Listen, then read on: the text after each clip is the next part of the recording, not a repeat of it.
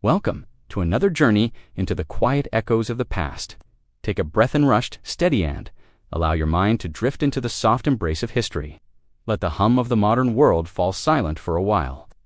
Through shaded courtyards and flickering oil lamps, through whispered exchanges, silent glances, and the subtle customs of intimacy, with care, with distance, and with calm, deliberate steps through time. Tonight, we journey into ancient Rome, not through the thunder of legions or the roar of the Colosseum, but through the gentle murmur of daily life. Our focus will linger quietly on one of the most curious, most natural, and often misunderstood aspects of life in antiquity: of affection, private rituals, and the cultural meanings of physical connection in Rome. The day-to-day experiences of Romans in their private lives. The air is heavy with the scent of baked stone, herbs, and smoke from braziers. Beneath terracotta rooftops and behind thick wooden doors, life unfolds in hushed, familiar patterns. But beyond this, separated by heavy curtains or carved door frames, were the private quarters. The language of love was sparse and often transactional, influenced by tradition, family obligation, and social standing. And yet, within this framework, affection sometimes bloomed quietly, almost imperceptibly, like ivy finding its way up a stone wall.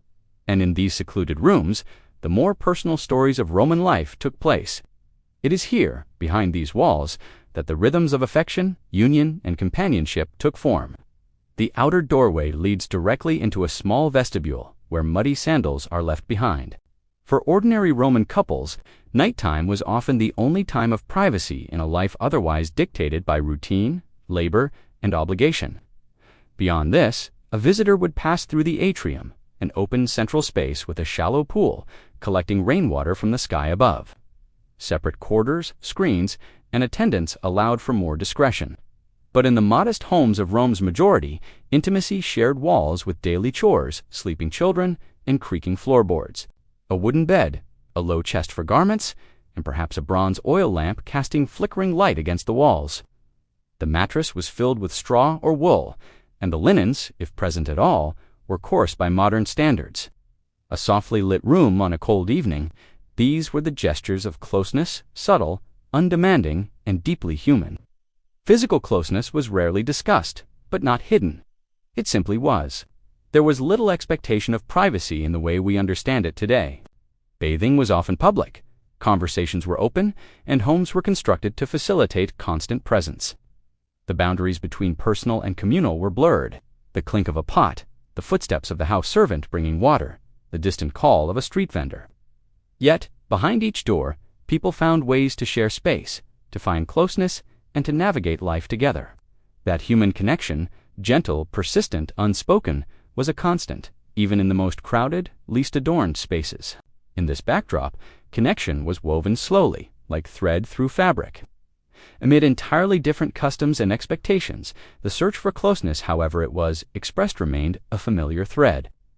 It would not have been unusual for quiet exchanges between spouses to be observed by others, or for moments of closeness to be interrupted by the needs of the household. The warmth of hearths, the hush of night, the soft murmur of voices behind plaster walls. The way the city, though vast and loud, made room for these quiet acts of togetherness, including the expectations of gender roles of wives and husbands and the unspoken codes of partnership. A constant rhythm like the turning of the seasons or the rise and fall of the Tiber's flow. There were no plush comforts, but instead the practical necessities of sleep and rest. Often a single room served for sleeping, eating, and living. Yet still within these tight quarters, companionship took form. The light drifts gently down, reflecting off mosaic floors. Roman writers were not shy in recording the customs of the bedroom, though their descriptions were frequently filtered through satire, morality, or political commentary. The air is still and carries a faint scent of olive oil and charred wood. Words, if spoken at all, were brief. In many homes, passion was less important than continuity of the family, of the name of the estate. This is not a tale of emperors and conquests, but of the rhythms that made up ordinary Roman days and nights, not to titillate or scandalize, but to gently explore. Tonight, the city does not bustle, it breathes. Imagine yourself walking through the sun-warmed streets of ancient Rome. Now, let's begin our quiet descent into this world, starting not with the elite or the infamous, but with the ordinary. Behind closed curtains, intimacy in the Roman home. Let us begin, softly, with the Roman domasta, traditional urban household. Picture it, a modest home in the middle districts of Rome. This was the heart of the Roman homospace for guests, for ceremony, for memory. For most Romans, intimacy was not framed in romantic terms as we might think of today. Marriages were arranged, usually for the purpose of alliance, inheritance, or economic partnership. The Roman bedroom, or cubiculum, was small and sparsely furnished. It is here, in the dim glow of lamplight, that couples lay side by side, not always out of desire, but often out of duty. Yet away from the scrolls and speeches, the lived experiences were more nuanced. Picture the slow extinguishing of lamps, the hush that falls across the domus as footsteps fade, the cool of linen against sun-warmed skin. Children were expected, sometimes hoped for, and were considered the natural product of the union. In wealthier homes, privacy was a little more possible. There was little space for secrecy. And yet, within this openness, quiet moments of connection still existed. Affection might have been expressed not in poetry or public gestures, but in smaller things. A shared loaf of bread, a warmed blanket. As we drift further into this landscape, it's worth noting how the Roman sense of personal space differed from our own. And so, when we speak of intimacy, we are not referring only to physical connection, but to presence being near, being known, being part of the household rhythm. The Roman household itself, known as the familia, included not just spouses and children, but often slaves, servants, and sometimes extended relatives. Still, there existed a kind of intimacy born from routine, from shared spaces and overlapping lives. Imagine, if you will, waking each day to the same sounds.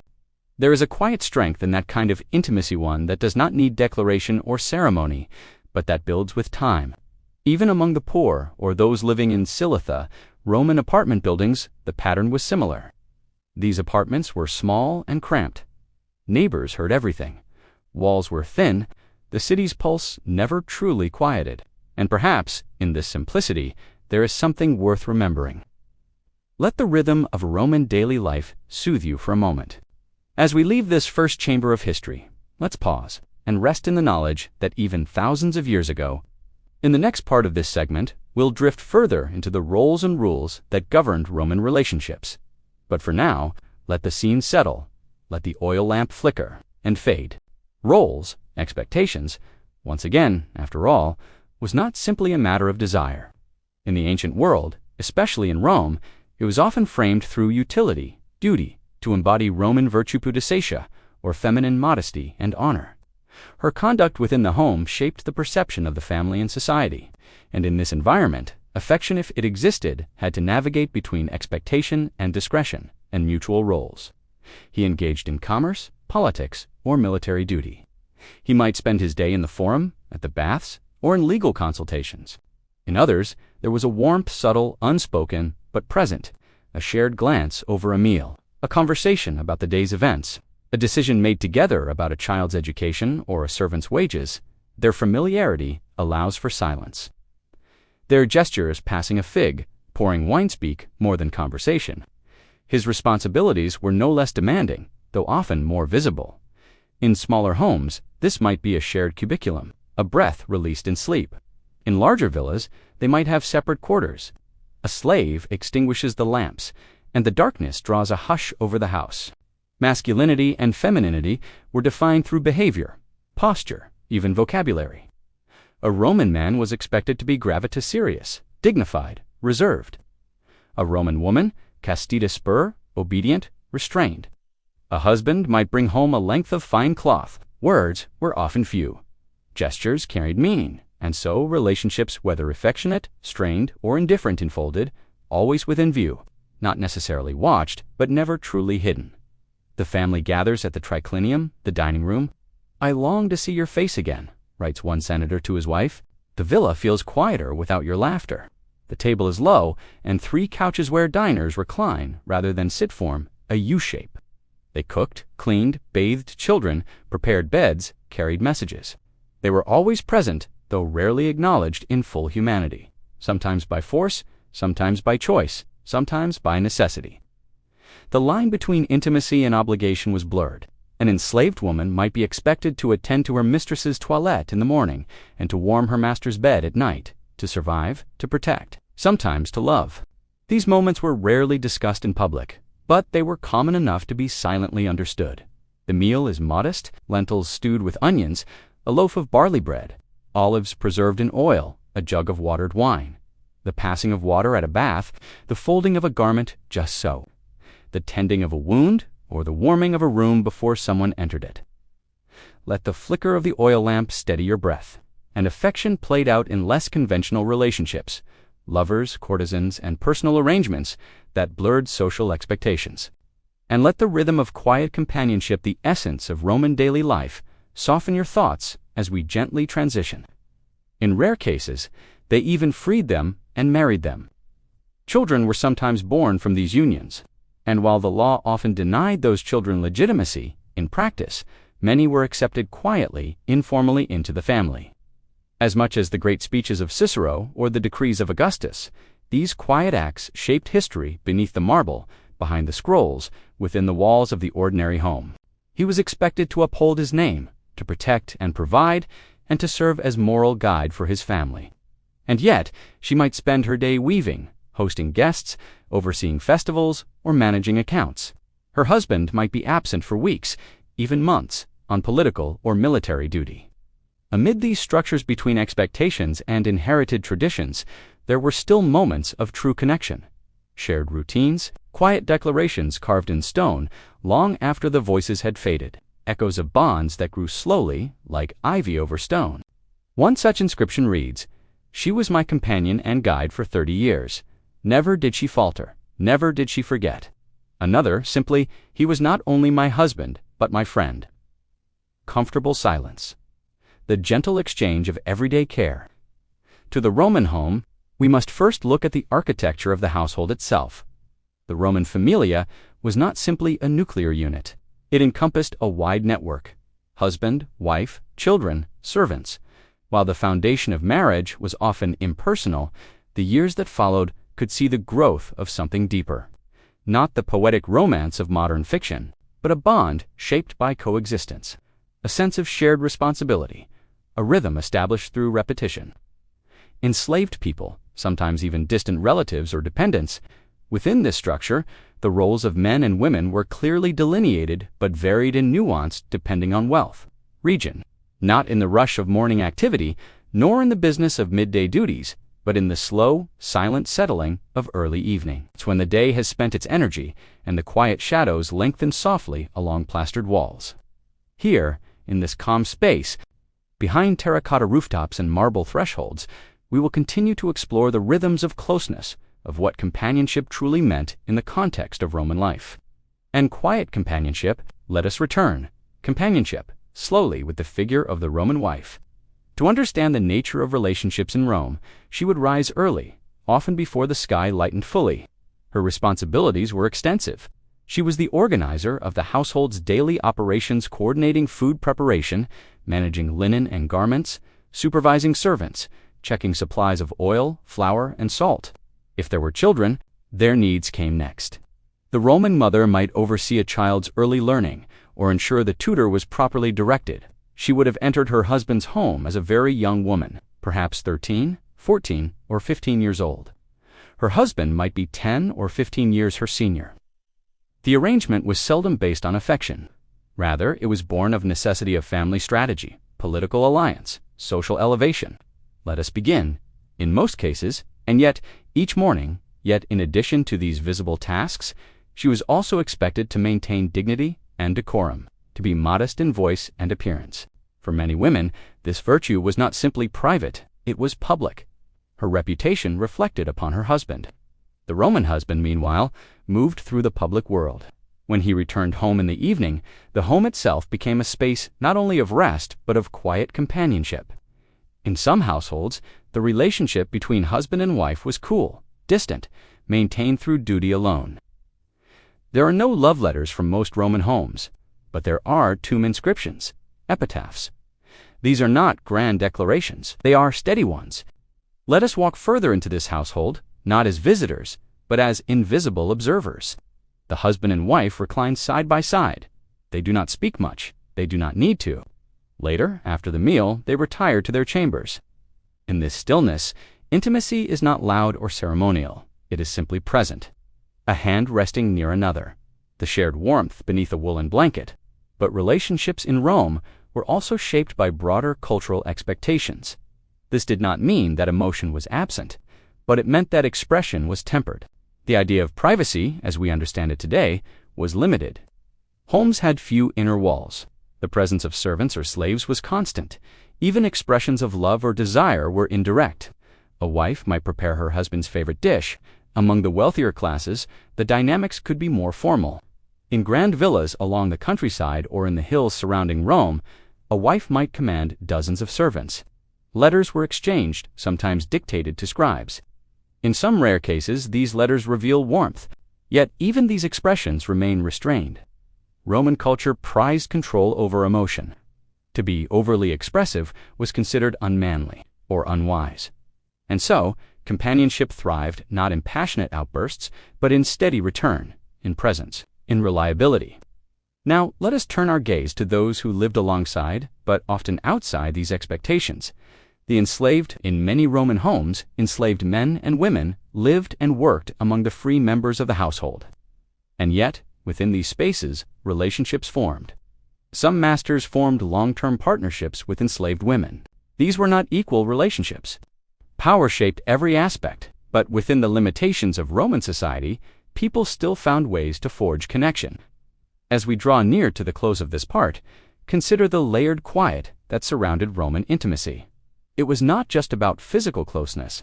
It was about roles played, routines followed, and gestures exchanged without ceremony.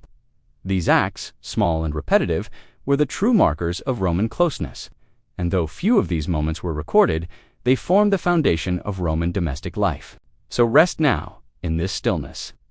Let the imagined walls of the Domus rise around you once more. In the next part of this segment, we'll explore how intimacy, but for now, let the silence settle and the rhythm continue. Lovers, courtesans, and quiet affairs, imagine the Roman city at nightfall. The sounds of commerce and court have faded. The stalls of the Macellum, the public market, are shuttered. The scent of roasting meat and baked bread lingers faintly in the still air. Joined now by the gentler aromas of oil lamps and crushed herbs, we drift gently into the world of private arrangements, where desire was not dictated by lineage, where partnerships defied legal formality. The truth is, Romans men in particular did not see the confines of legal marriage as the only appropriate arena for affection or pleasure. Indeed, the Roman world made space for many different kinds of companionship, and where intimacy often bloomed quietly in the spaces between what was spoken and what was merely understood. In the upper rooms of taverns, in the private courtyards of villas, and in the dim alcoves of modest homes, the world begins to shift from duty to quiet indulgence. Now, we move beyond the structured bonds of Roman marriage. Once enslaved and trained as a mime actress, she later became the lover of several prominent Roman men, including Brutus, Mark Antony, and even the orator Cicero. Not with scandal, but with a tone of grudging admiration. She was intelligent, well-spoken, and skilled in music and poetry. For a time, she accompanied Antony on public journeys, an unthinkable act for a wife, but tolerated in a mistress. The distinction was not always clear.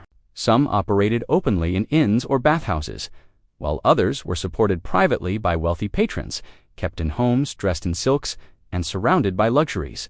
A concubine often lived with a man in a permanent arrangement recognized socially, if not formally. The relationship could last years, even decades. A woman of no legal standing, yet one who moved through the private chambers of the powerful, who shared meals, conversations, and perhaps moments of genuine connection. Children from these unions were not full heirs, but they were not illegitimate either. Others surprisingly tender. I held your hand by the olive tree. He smiled, and I forgot the time. They cooked, conversed, shared beds. They sometimes cared for children from other marriages. Sometimes they were simply part of the human longing for closeness, for being seen. His infamous verses to Lesbio scholars believe her real name may have been Clodiereflect, a tumultuous, deeply emotional relationship, and value all the gossip of the old men at but a penny. Though public morality condemned excessive emotion, poets often broke that rule in private verse.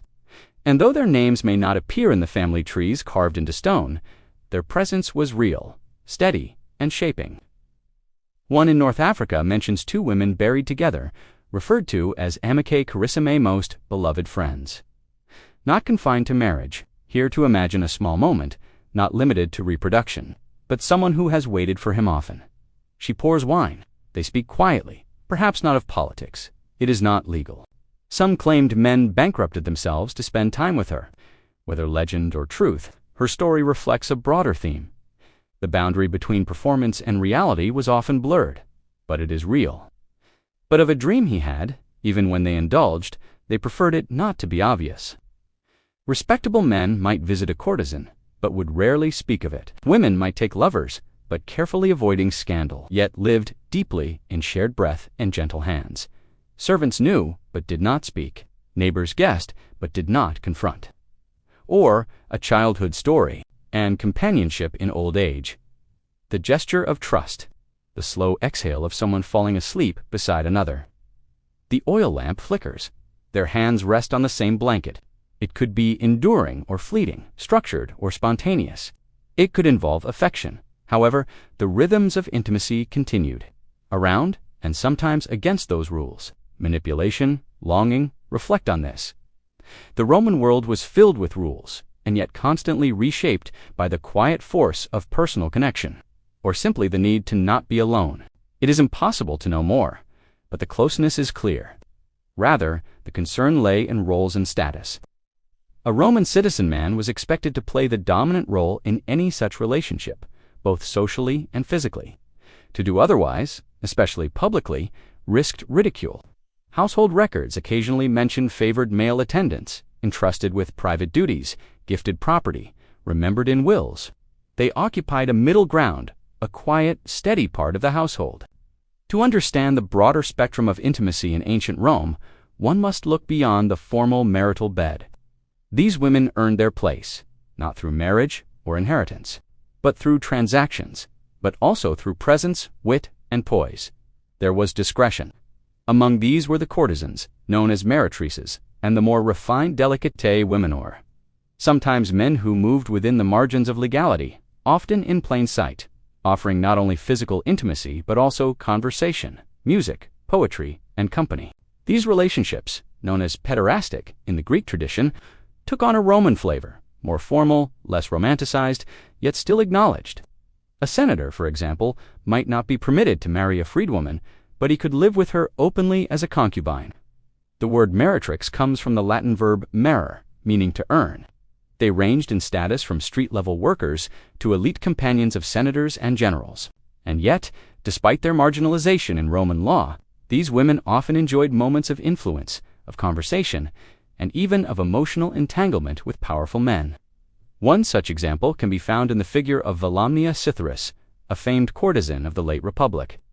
Cicero, known for his stern morality in public discourse, could not resist writing about her. Her presence in Roman history is a quiet testimony to the complexity of Roman intimacy. Then there were the concubinae concubines. These were not legally wedded wives, but neither were they merely transient companions.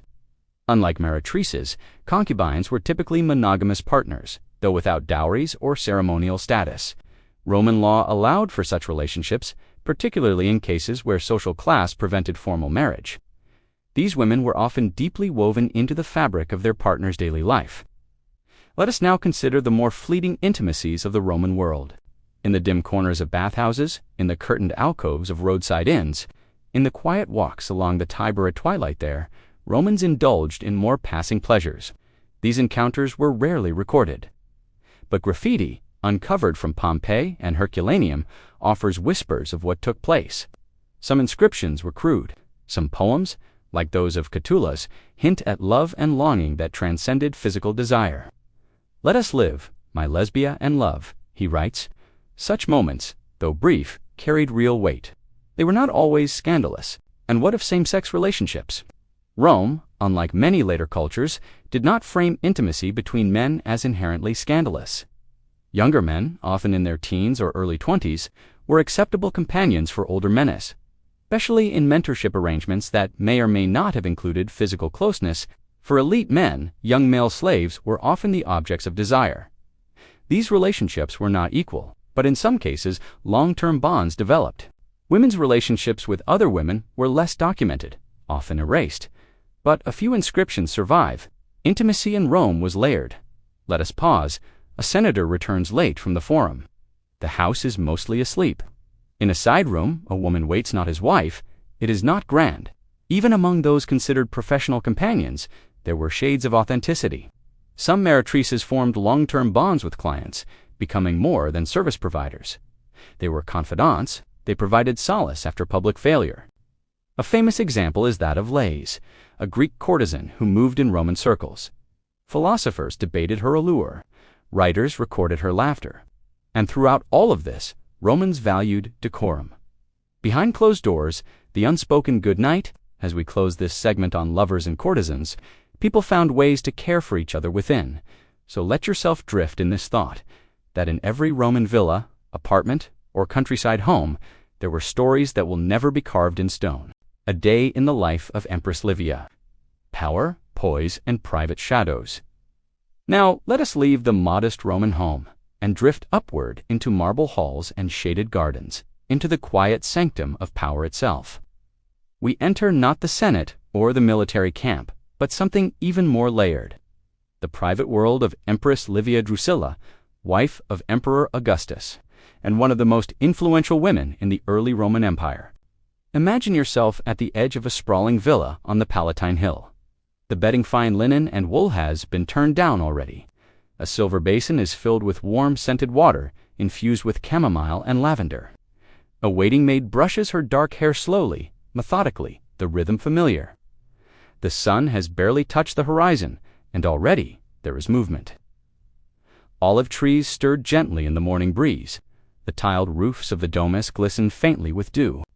From the kitchens, a thin thread of smoke rises, fragrant with herbs warming over the coals. But he saw in Livia something enduring poise, wisdom, and restraint. Despite her being already married and pregnant, he arranged for her to divorce and become his wife. She tends to her plant. She is known for her knowledge of herbs and healing. The wives of magistrates, daughters of consuls, they bring petitions, not formal requests, but favors to be whispered over wine. A cousin wishes to marry upward. A brother has been wrongly accused of treason. A son seeks military command. Lemon balm, sage, rue, and fenelol arranged not for ornament, but for usefulness. She knows that each whispered concern is a thread in a larger tapestry. She never pulls too quickly, but in time, the pattern adjusts. She speaks softly to the gardener, noting which plants must be cut back before the afternoon sun. It was a union not of scandal, but of strategy, and perhaps, over time, of genuine companionship. Livia supported him, guided him, but their relationship was complicated. He resented her influence, even as he depended on her judgment. The corridors glow gently. The walls, painted with scenes from mythologies, seem to shimmer in the low light. Servants prepare a light meal: honey dormice, boiled eggs, olives soaked in wine. Their letters were cool, formal, their public interactions always composed. Beyond the outer walls, the noise of Rome is beginning. But here, within this estate, the day begins more deliberately. A reminder that life, even for the powerful, is fragile. She mourned him not with wailing, but with solemn dignity. Rome admired her restraint. Conversation turns to poetry, to gardens, to the seasons. She breathes in the cool night air. Her day has been quiet, but effective. She is said to prefer simplicity and olive over a roast, a woven tunic over silk, but nothing about her is careless. Every choice is deliberate. Empress Livia does not rise in haste. Her chamber, curtained and cool, is attended by silent-footed servants. In a world of men, she was never crowned. But she ruled in silence. When she died, Tiberius refused to grant her divine honors. He resented her influence, even beyond the grave. She showed that influence need not be loud to be lasting, that presence steady, thoughtful, and constant can shape the course of empires. Where power is exercised not from the rostrum, but through advice, suggestion, and serene composure. The sky above her washed in amber, a scroll in one hand, a sprig of rosemary in the other. She married early, as was customary. Her first husband, Tiberius Claudius Nero, was of the old girdle lined with the Republic in the last days before Caesar's ascension. During those chaotic years of civil war, Livia and her husband fled Rome when Octavian, later Augustus, began consolidating power. Here she writes letters, not in her own name, but as quiet commentary on others' messages. Augustus himself credited her with sustaining his reign. When he died, he left her in his will, not as a widow, but as his partner in state. She annotates a report about grain shortages in Egypt. She scribes a recommendation for a provincial priestess. She pens a gentle rebuke to a young senator who spoke too openly at a recent banquet. It is still early. Her husband, the emperor, is already engaged with correspondence and military updates. Livia, though no formal part of the Roman government, will see those letters to SC. She will read between the lines, note who is rising, who is falling, and what alliances are shifting in the background. Her influence is quiet, but profound. The life of Livia is one shaped by subtleties where gestures speak louder than proclamations. Born into the prestigious Claudian family in 58 BCE, Livia was raised in a world of aristocratic expectation. But Rome is a city of shifting fortunes. Soon after returning, Livia met Octavian. He was not yet emperor. Still calculating, still young. As we move through her day, the details are not loud, they are measured. Livia walks through the garden after breaking her fast with figs and warm bread. Later, she receives a few visitors, not senators or generals, but women. Livia listens. She rarely promises, but her attention is not passive. She stores names. She weighs loyalties. In the afternoon, she retreats to the library, her private study, lined with scrolls and wax tablets. These actions will never be recorded in the annals, but they matter. They shape behavior. They establish expectation. Livia has no legal authority, yet her presence is everywhere. There are times, too, for personal memory. She keeps a small carved figure on her desk, a reminder of her first son, Drusus, who died young. Her second son, Tiberius, would become emperor after Augustus. Such is the burden of dynastic life. As evening descends, the villa shifts again. Lamps are lit, their oil infused with myrrh and cedar. Livia dines alone or with a few trusted companions. She speaks little of politics at the table. Later, she walks alone in the garden once more. The city beyond the walls hums faintly. She hears a lyre from a distant balcony. No command was given, no edict signed, and yet decisions have been made, reputations shaped, and futures tilted. This is the paradox of Livia. Historians would later argue about her legacy. Some whispered that she poisoned rivals, that she maneuvered her son Tiberius to the throne through quiet elimination, that her serene expression masked ambition. But these are speculations, perhaps the discomfort of men confronted by a woman they could not dismiss. Others praised her virtues, her discipline, her intelligence, her calm. She lived well into her 80s, a rare feat for the ancient world. But the Senate would later do so anyway. She was deified, remembered not just as a wife or mother, but as a matriarch of the Roman Empire. And so, as we close this segment, consider the gentle gravity of her life. Livia did not raise her voice. She did not write treatises or march in triumph, but she changed Rome from within. Imagine her again walking through her herb garden, the stone path warm beneath her sandals. The rhythm of her life was not hurried, it was composed, and in that stillness we find the echo of enduring power. Whispers beneath the ash, unearthing Roman intimacy from Pompeii and Herculaneum, let us now travel back, not only in time, but through layers of earth, dust, and ash. Imagine yourself standing upon a gentle slope overlooking the Bay of Naples. The sea is quiet, the hills are green with vineyards and fig trees, but here, unveiled by time, underfoot lies one of history's most extraordinary frozen moments. The Roman towns of Pompeii and Herculaneum. The Roman home did not hide intimacy, it housed it.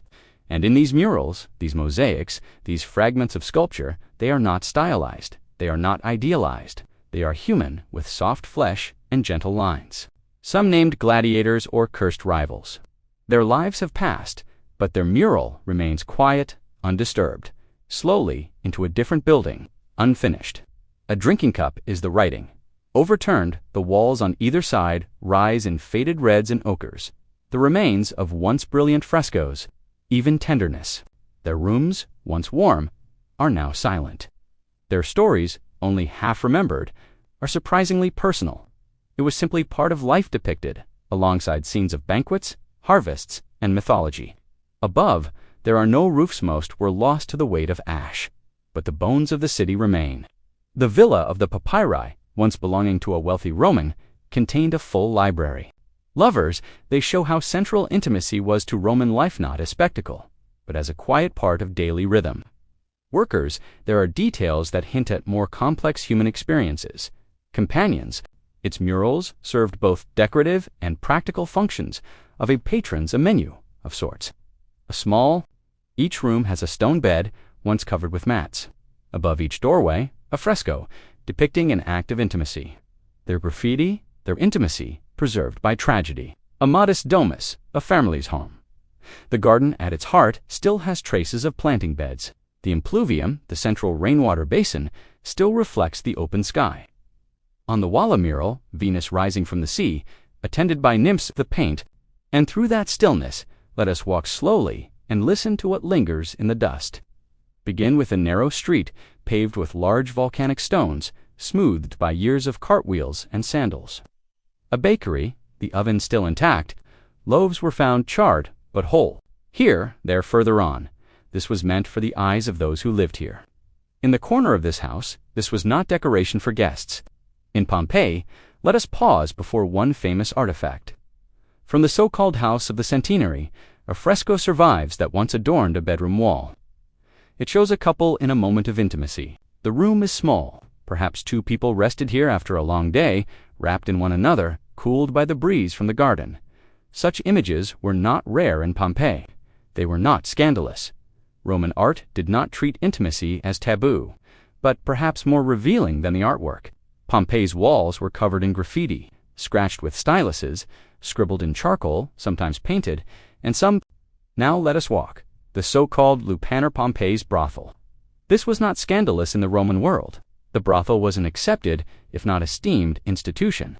But while the structure suggests commerce, repetition, familiarity, we cannot know the lives of these women enslaved, working, waiting, but their presence is recorded faintly. And what of Herculaneum? Smaller than Pompeii, wealthier. Its preservation is even more complete. A statue of Pan with a goat grotesque to modern eyes, mythological to the Romans. A small bedroom fresco showing lovers, courtesans, and quiet affairs. Luxury, the human need for closeness, was not hidden. These cities were ordinary, not capitals, not sites of great battles. Their homes reveal more than any scroll, some holding one another. We do not know their names, but they were not soldiers or senators. They were bakers, weavers, mothers, lovers, caught in a moment, preserved in ash. Today, as we walk through their homes, we do so not as tourists of tragedy, but as listeners of a story told in silence. Each brushstroke on a fresco, each word scratched into plaster, each pot left on a hearth. Together, they tell us they loved, they lived, and though their words have faded, their presence remains. So as you rest now in this part of the journey, imagine walking through those sun-warmed ruins. Feel the uneven stones beneath your feet, smell the distant sea, and know that in these ruins, these homes once filled with ordinary intimacy room, still whispers, social elite, contrasting daily life, pleasure, and protocol. The elite and their intimate privileges. Imagine now that you are drifting gently through a different layer of Roman society. Not the bustling forum or humble home, not the steamy corner of a bathhouse or the shadowed edges of the tavern, but higher, much higher, into the world of the Roman elite. You must also understand the world they inhabited, a world shaped by politics, patronage, inheritance, and, beneath the surface, elaborate codes of discretion and decorum. The senators, the patricians, the wealthy merchants, the imperial inner circle. To understand the realities of intimacy among Rome's most powerful, the air is drowsy with midday heat. Cicadas hum lazily in the trees. A musician practices a gentle melody on the cithara in the background, his notes floating like dust in the warm air. Tall columns line a wide atrium, where a fountain trickles softly into a marble basin. Potted laurel trees frame open doorways. The scent of pine resin and fresh flowers lingers. Here, pleasure was not absent. Far from it, but it wore different robes, draped in togas of status and scented with privilege. A union between houses was as much a treaty as it was a personal connection. A marriage might solidify a political alliance, unlock access to property, or cement an agreement between rising families. She directed the slaves, maintained the accounts, and ensured that hospitality flowed smoothly. Often they had separate chambers.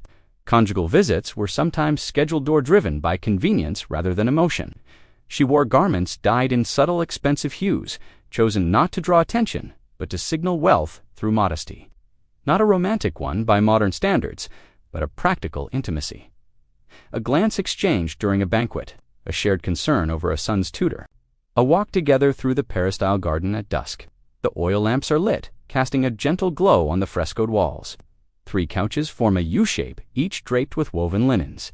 Guests recline on cushions, sipping watered wine from fine glassware. Dishes of figs, olives, and roasted meats are served in silence. Let us begin not with a name, but with a space. And here, intimacy was managed not only behind doors, but behind layers of protocol. Encouraged his friends and courtiers to marry, but he also maintained a private group of elite courtesans, carefully vetted, whom he met in secret. She would live in a private room, receive gifts, and sometimes accompany him to his country estate. Their relationship might span decades. Children from such unions were common, though rarely declared as heirs, unless legitimized through legal means, public scandal, or threatened political alliances. He even offered financial incentives for marriage and childbearing, while quietly managing his own affairs with great care. They existed in the liminal space between servant and partner, between object and subject. Their names were rarely carved into stone, but their influence lived on in the choices their partners made. Picture a sprawling villa on the outskirts of Rome, perhaps, along the Appian Way. A whisper behind a fan, a secret arrangement to meet after the guests depart. Within, the domos is alive, not with noise, but with quiet movement. Slaves step silently on polished floors. Silk curtains flutter in a soft breeze. He advised women on how to arrange secret meetings, how to send messages via servants, how to read the eyes of a lover during a banquet without being seen. Despite these formal ties, she was said to have taken several lovers. Whether out of rebellion, loneliness, or desire is unclear, but the fact remains, she acted on her own volition. Her downfall came not from passion, but from miscalculation. She threatened political stability. Her fate was sealed, not by moral outrage, but by the logic of control. The hallways are quiet. A servant walks softly with a lamp, its light flickering on mosaic floors. In one chamber, a young man waits a poet, perhaps, or a client-turned-friend. A woman of high rank, recently widowed, sits beside him. They speak in hushed tones. She asks about the latest verses. He praises her wit, and for that she was exiled. This is not the world of the common Roman. This is the carefully curated domain of the elite. They, too, shared secrets in walled gardens. They, too, longed for companionship beyond the duties of name and house. For elite Roman men, marriage was often a matter of alliance. Wives were selected not for passion, but for pedigree. In this context, affection could grow, but it was not the foundation. But beneath the marble busts and scrolls of law, there pulsed a quieter current. And yet, within these arranged households, intimacy existed in its own forms. The elite wife, often educated and refined, was expected to oversee the household with discipline and grace. Ancient sources, likely colored by political bias, paint her as insatiable. But read between the lines, and a more nuanced figure emerges, a woman navigating a palace filled with spies, alliances, and shifting power. She may have shared a bed with her husband, or not, but even so, over time, many such pairs formed a quiet companionship. Let us pause now and observe the triclinium, the dining room where elites entertained. It is late evening, such gatherings. The performance of elite intimacy begins. Seated beside their hosts, wives appear as ideal companions, reserved, articulate, attentive to the needs of the moment. And yet, much occurs beneath the surface. A glance across the room, among Rome's elite affairs, were not uncommon. But they were never to be made public. Discretion was everything. The historian Suetonius writes that Augustus, Rome's first emperor, for elite men, access to pleasure was assumed. A high-status man might maintain a concubine, often a freedwoman or enslaved companion, but not all such companions were powerless. Some became indispensable to their patrons, forwarding advice, managing correspondence, even influencing decisions. Among elite women, options were more limited, but not absent. A noblewoman was expected to remain chaste, loyal, and above suspicion. But history suggests that even in this rigid structure, windows opened quietly, carefully. Ovid, the Roman poet, wrote Guides to Love that, while written with a wink, clearly assumed female readership. His work, though banned by Augustus later in life, was wildly popular. Such poetry implies a network of intimate subversion, a world of hand signals, coded phrases, and prearranged encounters behind garden hedges or in borrowed villas. One famous case is Julia, daughter of Augustus, who was married 3 times each union, a political maneuver. The elite Roman woman walked a narrow path, but some, like Julia, stepped beyond it. Even within the imperial palace, intimacy was a game of power. Consider Messalina, the wife of Emperor Claudius.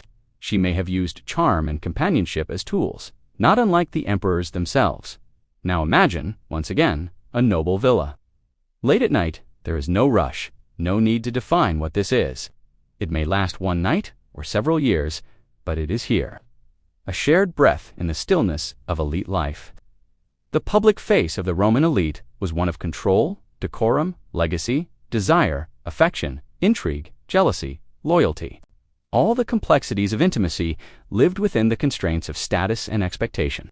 And just as in the humbler homes of Pompeii, the elite also whispered in the dark. Their tapestries were finer, their chambers larger, but their hearts, in the end, longed much the same. Behind curtains and beyond duty, the emotional lives of Rome's privileged. Let your mind settle now and drift beyond the polished stone floors of elite villas, beyond the echoing marble halls and manicured gardens. Let us move inward into the quieter chambers, the shaded courtyards, the hidden rooms where the Roman elite whispered, worried, and waited. In this part of our journey, we explore not merely the surface privileges of Rome's upper class, but the quieter, more intricate contours of their emotional lives, the affairs of the heart managed, suppressed, cultivated, or expressed in an empire ruled by order, image, and duty. For all their luxury, the powerful of Rome were not free from longing. Their desires, attachments, and inner conflicts pulsed beneath the surface, tightly wrapped in layers of formality.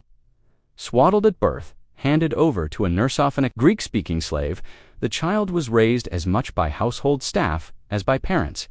Fathers were distant figures of discipline and destiny. Mothers were supervisors of legacy. They shadowed their fathers to public events, recited Greek epics, learned rhetoric and self-control. Touch was minimal. Praise rare. A boy might hear his father speak of his promise, but not of his smile. A girl might be called Modesta or Pudica, not beloved. A senator might speak at length about philosophy and ethics while harboring secret resentments. A matron might host a religious rite while grieving silently for a lost child or forbidden love. What we often forget is that emotional, intimacy-real connection was not guaranteed by rank. In fact, it was often more elusive. Let us begin where many Roman elite lives began. In childhood, he cannot openly reciprocate without risking everything, but he begins writing poetry with subtle metaphors. A cypress leaning toward a hidden spring, he writes, "A hawk watching, but never landing.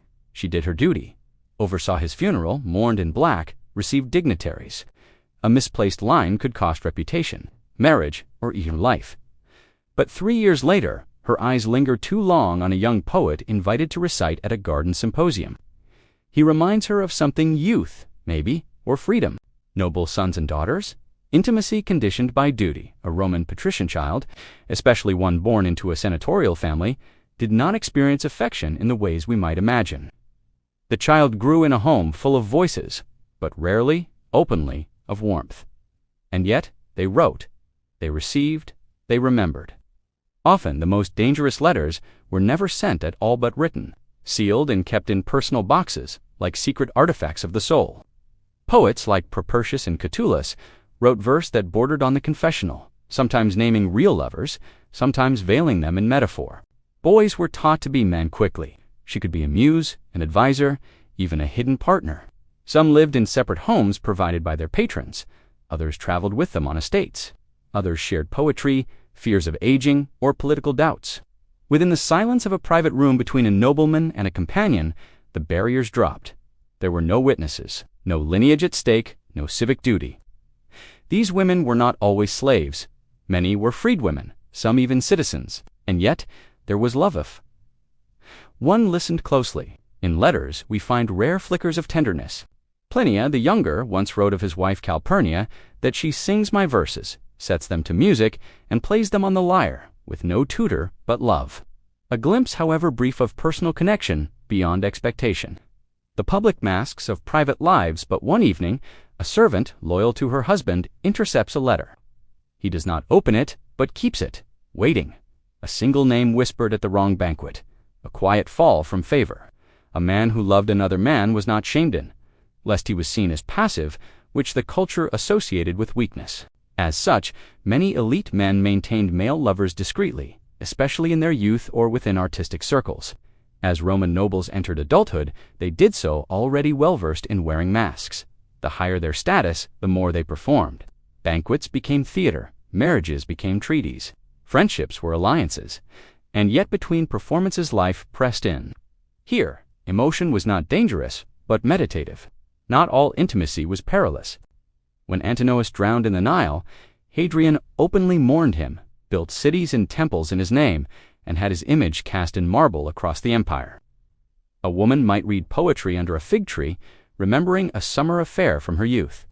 A widower might wear his wife's ring on a chain, never spoken of, but always touched. It was a love not erased, but immortalized, to be known, to be held, not as a symbol of legacy, but as a person. Imagine a wealthy widow in her 30s. Her husband, a military commander, died in Germania. She cannot act, but she writes verses on wax tablets at night, copying them over and over until her fingers cramped. Now, imagine the poet, flattered, conflicted. They pass each other in hallways, their conversations brief, but their minds restless seek one another in solitude.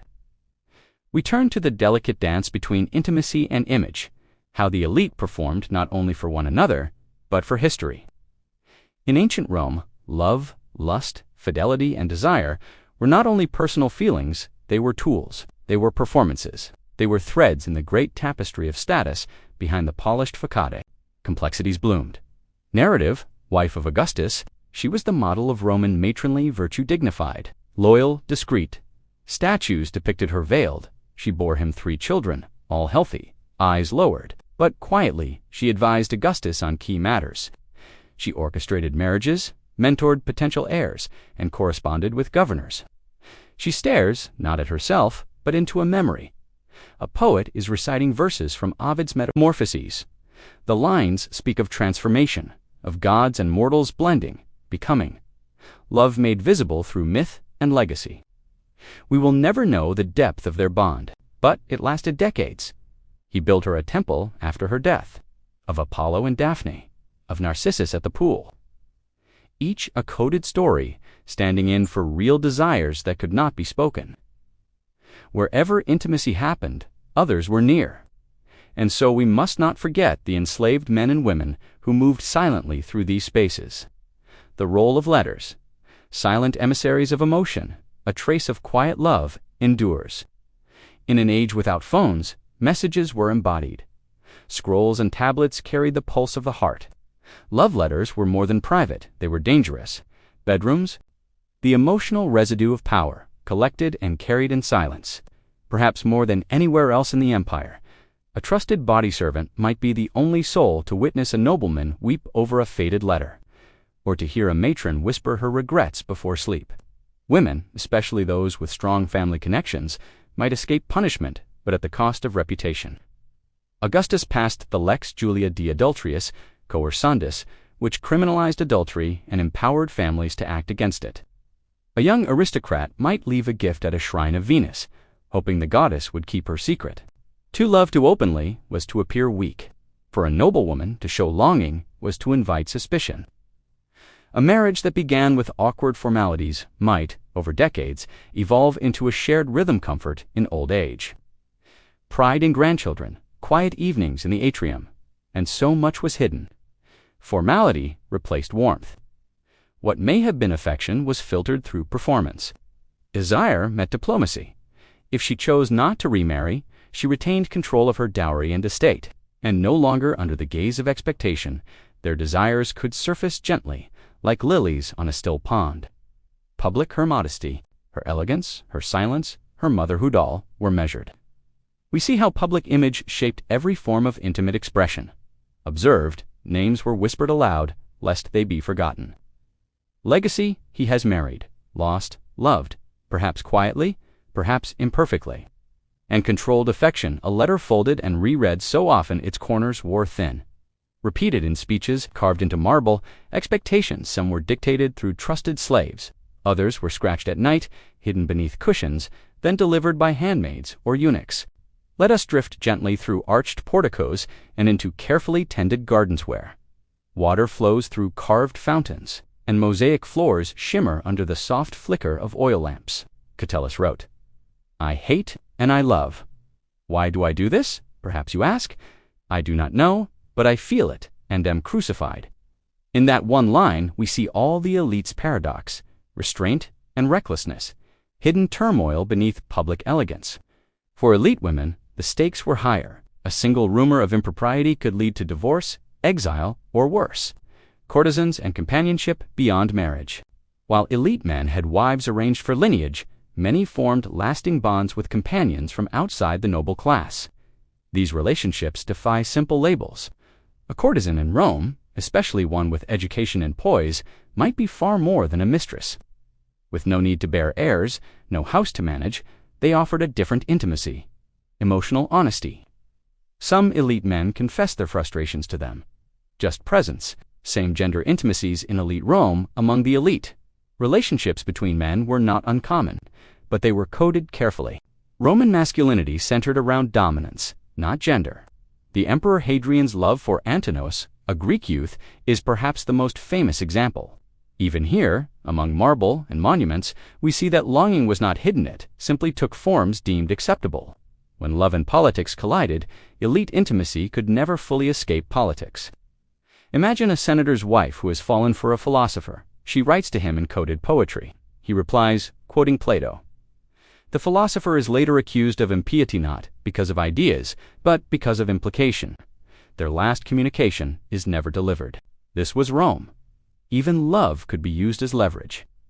Sacred spaces of solitude, and yet, some elite Romans, especially as they aged, created spaces of reflection retreats to the countryside. Small libraries in their villas, personal shrines. A nobleman might walk alone through a grove dedicated to Minerva, thinking of a wife long past. These were not acts of scandal, they were acts of remembrance. So as we draw this part to a close, reflect on what intimacy meant for Rome's elite. It was not about abundance, it was about containment. A garden behind a villa wall, a letter never sent, a look exchanged, and nothing more. Power insulated them from many things, but not from the quiet hunger to be seen. In the end, their hearts beat the same rhythms, hidden, hushed, and human. Empire of appearances, power, intimacy, and the performances of love, let us return, for one last time, to the quiet grandeur of Rome's privileged world. Because in this final part of our exploration, we begin in the imperial palace. Imperial, behind the high walls of the Palatine Hill, where the emperors lived and ruled, lay not just thrones and scrolls, but beds. And in those beds, every act of intimacy carried weight. An emperor's wife was not merely a partner, she was a symbol. Her fertility was the fertility of Rome, and yet, take Livia Drusilla, her intimacy with Augustus while shrouded in formal propriety was likely one of counsel. Shared glances over scrolls, whispered words between meetings, and in that gesture, image, as we move away from emperors to the senatorial class for a Roman nobleman. Even tomb inscriptions tell us more about duty than emotion. He lived with her for 25 years in harmony, says one. She was modest, she kept the house well, but once in a while, a line slips through that feels unscripted. One day with her was worth more than a year, reads one gravestone. I speak to you still, in dreams. Another says, art and the theatrical intimacy of the elite. Now imagine an elite woman reclining on a marble couch at her villa outside Baia. She holds a bronze mirror. Her hair is arranged by a servant. Outside, guests have gathered. This too is how the elite managed intimacy, through metaphor, through art. They commissioned mosaics, not of themselves in embrace, but of Mars and Venus entangled. The home became a theater of love, performed through myth and image. Domestic staff, the silent witnesses of intimacy. No elite Roman was truly alone. They were the ones who turned the bed sheets, poured the wine, carried the notes, opened the doors to secret meetings. Some knew their master's moods better than their spouses did. They saw everything, and they said nothing. Their intimacy was not with equals, but with the moments that history never recorded. Adultery, law, and the consequences of exposure, despite Rome's reputation for liberal attitudes. Adultery, especially among the elite, was deeply political. A noblewoman caught in an affair could be divorced, disinherited, or exiled. Powerful men could navigate its edges, and so intimacy was cloaked in caution. A senator's wife might write to her lover in Greek to reduce the chance of gossip. Arranged marriages and unexpected affection. It is easy to assume that elite marriages were cold, purely transactional, and many were, but sometimes affection grew slowly. We have a letter from Cicero to his wife Terentia that, while restraint suggests regard. I hope you are in good health. You have managed all things well. I miss our son. Widowhood and second chances. Widowhood offered elite women a paradoxical form of freedom. A woman who had fulfilled her duties produced heirs, upheld family honor could sometimes, after her husband's death, live more freely. Some used this independence to build libraries, patronize writers, host salons. Others more quietly pursued affection on their own terms. A freedman, a tutor, a musician. Their homes became quieter, but perhaps more honest. Ritual and the intimacy of memory as time passed. Intimacy for Rome's elite often turned toward memory. Shrines were built not for gods, but for spouses lost. Wax masks of ancestors hung in the atrium. On anniversaries, meals were left at graves. A noblewoman might spend an hour each morning at her late husband's image, pouring a libation, adjusting his favorite garland. A nobleman might still sleep on one side of the bed, though no one lay beside him. This, too, was intimacy. The long shadow of connection, the quiet truth of the elite heart. So let us end, not in the splendor of a banquet or the whisper of a secret affair, but in the stillness of a private room. There is a scroll on a desk, a lyre rests on a stool, a lamp flickers low. Here lives an aging Roman senator. It has held office, made speeches, survived rivals. And as he lays down to sleep, he remembers small things. A hand in his own during a fever, a shared smile in the crowd. For all the laws, statues, villas, and victories, this is what remains. The quiet warmth of having once been loved. Politics and influence without overt power whispers in the marble. Halls power behind the thrones. Imagine once again the hushed corridors of ancient Rome, not the bustling markets, not the feasting tables of banquets, but the long columned walkways where the real work of empire was done in whispers, where sandals brushed marble floors softly, where one glance could say more than an hour of speech. We look at how intimacy, relationships, bedroom access, gossip, and gender roles shaped decisions that rippled across provinces, armies, and centuries, where power did not always wear armor, but instead silk, perfume, and the practiced smile of someone listening more than they speak. In this segment, we explore a world that often went unrecorded in the scrolls of official history, the immense invisible sphere of influence wielded by those outside the formal lines of command. This is the quiet heart of Roman political life, not the Senate floor or the battlefield, but the back chambers, the bedrooms, the baths, the antechambers to real authority. Let's begin, as always, not with conquest or policy, but with the architecture of influence. Slaves are lighting lamps and setting out the day's tunics. In the atrium, clients are already gathering men of lesser status, hoping for patronage. They murmur greetings, pass messages, carry gifts. Behind the scenes, the inner life of Roman power in the elite homes of Rome, as well as within the walls of the imperial palace, influence began not with decrees, but with access. She offers a comment about a fellow senator, not an accusation, just an observation. A friend's name comes up. She reminds him of a debt owed, a favor promised. Imagine a large domus belonging to a senator. It is dawn, but deeper in the house, past the central courtyard and into the private quarters, something more intimate is unfolding. And yet, some of the most consequential figures in Roman history were women. not because they held titles, but because they held the ears of those who did. Though never formally in power, she was one of Augustus's closest advisors. She ensured that her son from a previous marriage, Tiberius, ultimately became emperetess by many other potential heirs. A wife speaks quietly to her husband as he dresses. She never publicly overstepped, never issued commands, but behind closed doors, her influence shaped dynasties. He nods, says nothing, but an hour later, that friend's name is absent from a recommendation letter. She orchestrated political alliances, cultivated loyalty among the Praetorian Guard, and maneuvered her son into power. Her downfall came only when Nero felt threatened by her continued sway. She does not speak again of it, nor does he. This gentle redirection is the kind of soft power that filled Rome's palaces and homes like incense, not overt, not official, but profound. Women of the house, minds behind the curtain. But that framing reveals more about the discomfort of male elites than about the women themselves. They overheard arguments.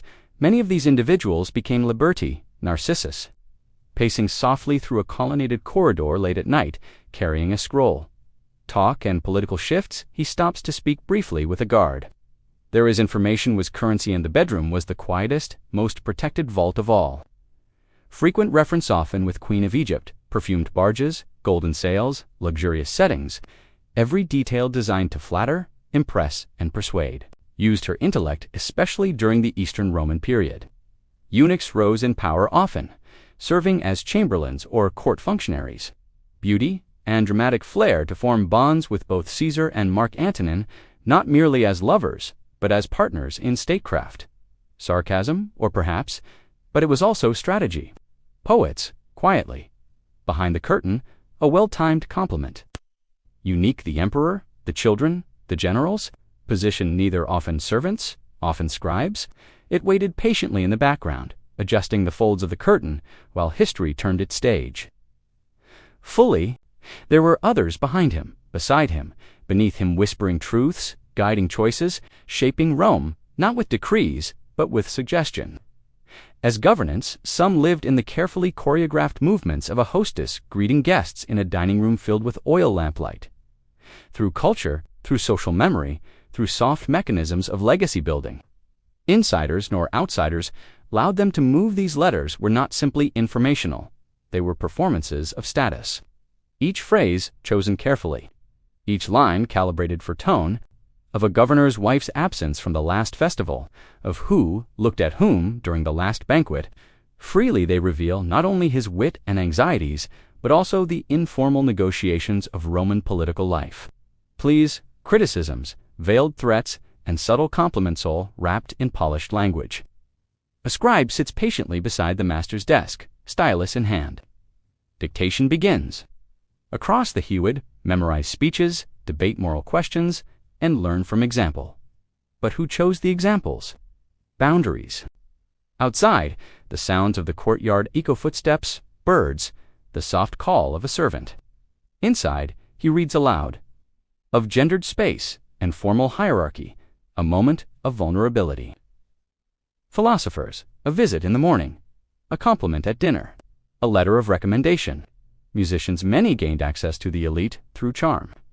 Disapproval to a wealthy and powerful Roman called a patronus might have dozens or even hundreds of clients. These clients depended on him for legal advice, introductions, employment, or even food. The idea, these were not raucous parties, but curated social ritual spaces where minds met. Alliances were formed, and reputations were made. Across the room, a magistrate shares a fable from Cicero's archives, a musician plucks at a lyre, a servant offers honeyed dates. Of pillow talk, a woman who listens carefully may gather knowledge more valuable than any scroll. Tomorrow, she will write a note of thanks to one guest and send a carefully chosen book to another. Conversations an emperor might adopt a child to show benevolence or reinforce succession. Was the wife seated beside him? Was she absent? Was she veiled? In reputation was everything. His daughter Julia, however, complicated that image, rumored to have lovers' defiant behavior. Whether exaggerated or true, these stories threatened Augustus's carefully constructed myth.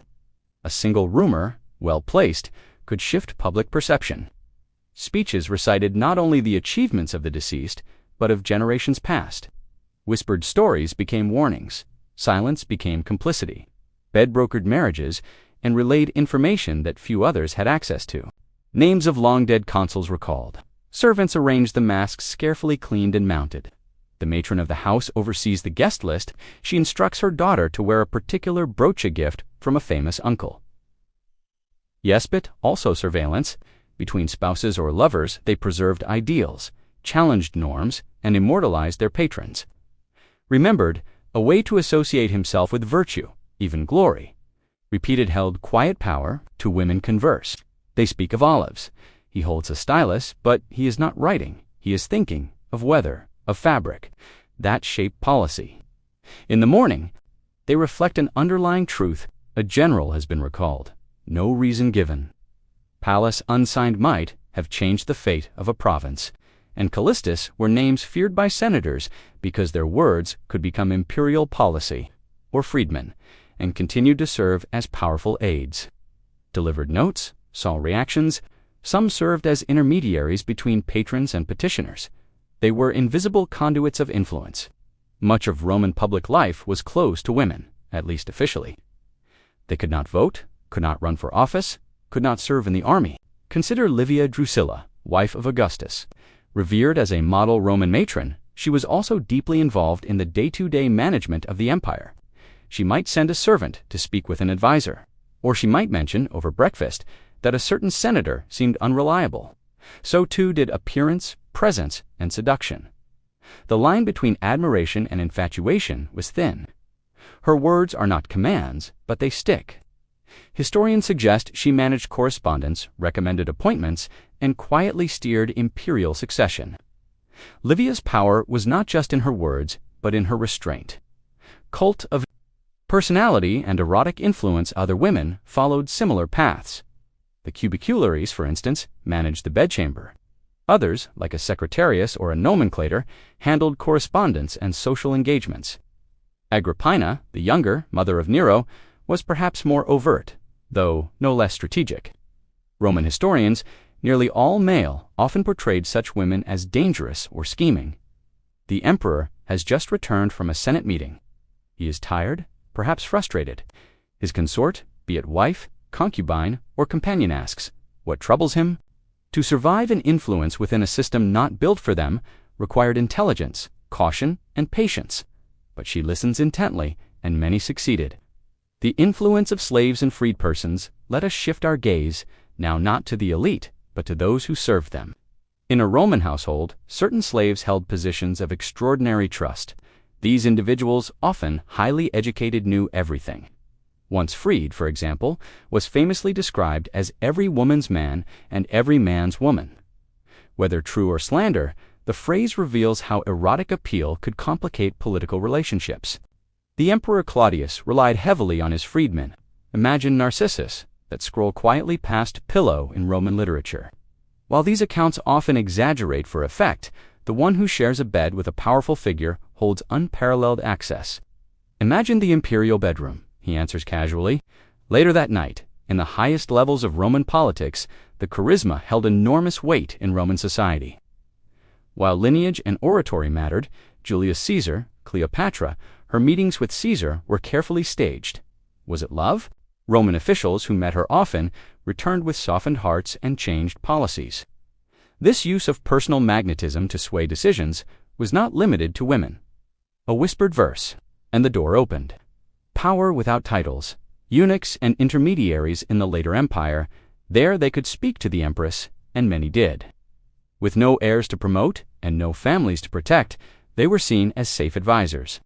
But that safety gave them freedom and power. They shaped alliances, and all of this gossip. Let us pause now and listen. In the shaded corner of a garden, but also of a senator's new companion. This is gossip among the Roman elite, and those who controlled these stories, those who listened, often women. Conclusion of Part 1. The real tapestry of influence. As we close this first part of our final segment, reflect on the intricate web of Roman power, not drawn in laws and armies, but in glances, letters, and silences. In ancient Rome, influence lived in shadows. It walked quietly through the halls. It brushed against the folds of a tunic. And for every senator on the rostra, every emperor on his throne, in the Empire of Rome, soft power was the deepest kind of strength. Letters, legacies. And the language of control, the corridors of Roman power, stretched far beyond marble columns and Senate steps. Some paths to influence ran along papyrus scrolls. Others traveled in the minds of poets. In this second part of Segment 5, we gently explore how the Romans wielded influence, not through violence or legislation, but through language. We'll walk slowly through salons and libraries, listen to gentle conversations by fountains, and examine the tools of a society where power could live quietly inside a poem, a rumor, or a family name. Let us begin fittingly with letters. The power of correspondence, the Roman elite, were prolific writers. Letters, though often lost to time, were an essential medium through which influence flowed. A senator might write daily to distant allies, clients, family members, and provincial governors. Imagine a morning in a nobleman's villa. The sun has just crept above the tiled rooftops. Dearest Marcus, your gift of Falernian wine was most generous, and your suggestion regarding the grain levy most insightful. Each sentence carries more than its meaning. It signals alliance, gratitude, expectation. Now, picture the recipient treating it days later, by lamplight. He nods, underlines a line with his fingernail. Perhaps he repeats a particular phrase to a colleague. This, then, is influence traveling silently across space and time. Cicero, the famed orator and statesman, left behind hundreds of such letters. Through these missives, Rome's wheels turned gently. Education and shaping the minds of the powerful Roman influence often began in childhood, not with commands, but with stories. An elite Roman boy was educated in rhetoric, history, poetry, and philosophy. Behind the scenes, mothers, grandmothers, and private tutors made decisions that would shape how he viewed the world and his place in it. Picture a young boy, no more than 12, seated in a study chamber.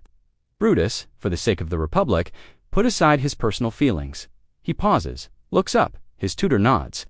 And what does that mean? Young Lucius, the boy shrugs, that loyalty to Rome must come before all else. Behind a screen, his mother listens. She smiles. That was the answer she hoped for. In this way, influence is planted quietly, subtly, and often by those who will never stand in the forum. The role of patronage, webs of quiet power patronage, was the lifeblood of Roman society. In return, they offered loyalty, political support, and public acknowledgement of their benefactor's greatness. This network was not maintained by force but by constant small gestures.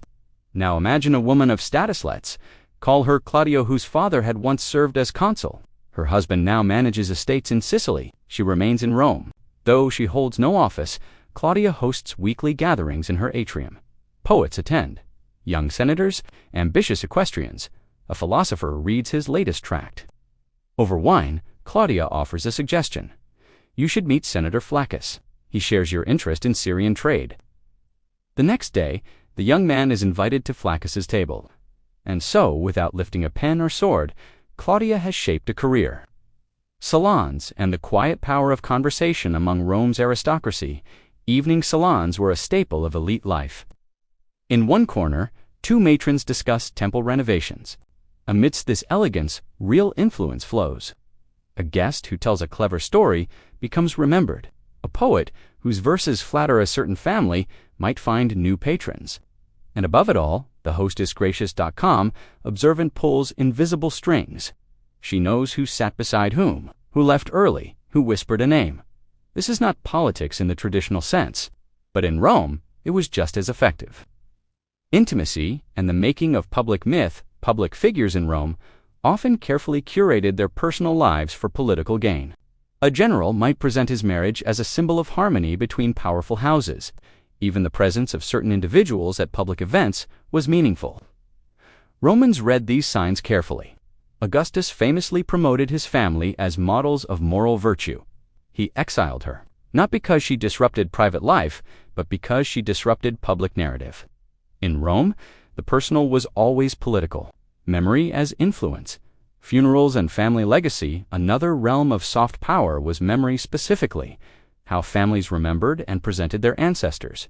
At elite funerals, wax masks of ancestors were worn by actors to dramatize the continuity of lineage. These events were not mere mourning, they were performances of status. Now picture a noble family preparing for such a funeral. Scrolls are consulted. Each decision builds the myth, and long after the funeral, those who attended will remember the speech, the names, the legacy. The dead, through the living, shaped the present. Poets, artists, and the patronage of thought, Roman poets, did more than entertain.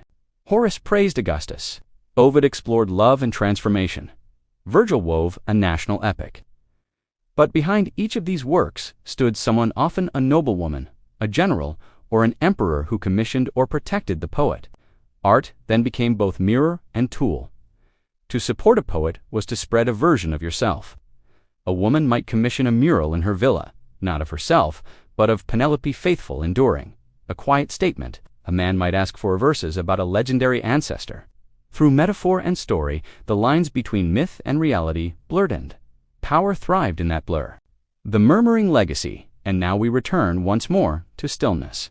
A nobleman, late in life, sits in his study. Shelves of scrolls surround him. Outside, his granddaughter plays by the garden fountain. Inside, he remembers a line of poetry, once recited by a friend long gone. He murmurs it softly. It has no political relevance, no legal function. But in that moment, it defines his world, because the true engine of Roman influence was not strength, it was continuity. Through stories, letters, memory, and hospitality, the Romans wove themselves into one another's lives. And, like ivy on stone, those connections endured quietly, beautifully, and without end. Echoes through time, soft power, silent strength, and the lasting imprint of intimacy. Let us return once again to the quieter corners of ancient Rome, not to its walls or borders, nor its triumphal marches or imperial decrees, but to the enduring murmur that persisted beneath the spectacle. A murmur composed not of shouts or fanfare, but of conversations in dimly lit rooms, of letters tucked beneath tunics, of favors exchanged with only a glance or a touch. We will explore how power moved through generations, through customs and expectations, through unspoken assumptions and traditions reinforced by quiet actors over centuries. In this final part of Segment 5, we turn our attention to the long tail of influence, the kind not immediately felt, but deeply rooted. In ancient Rome, the loudest voices did not always echo the longest. Sometimes it was the carefully timed silence that remained. Unspoken rules and the architecture of influence. A family of equestrian rank lives here. The father is a minor official, the mother descended from freed people. Their son, still a boy, watches carefully during meals as guests come and go. Imagine now a domus in the Suburra district, not the grandest part of Rome, but not poor either. No one explains to him how introductions are made. No one says aloud why his mother nods slightly more deeply to one guest than another.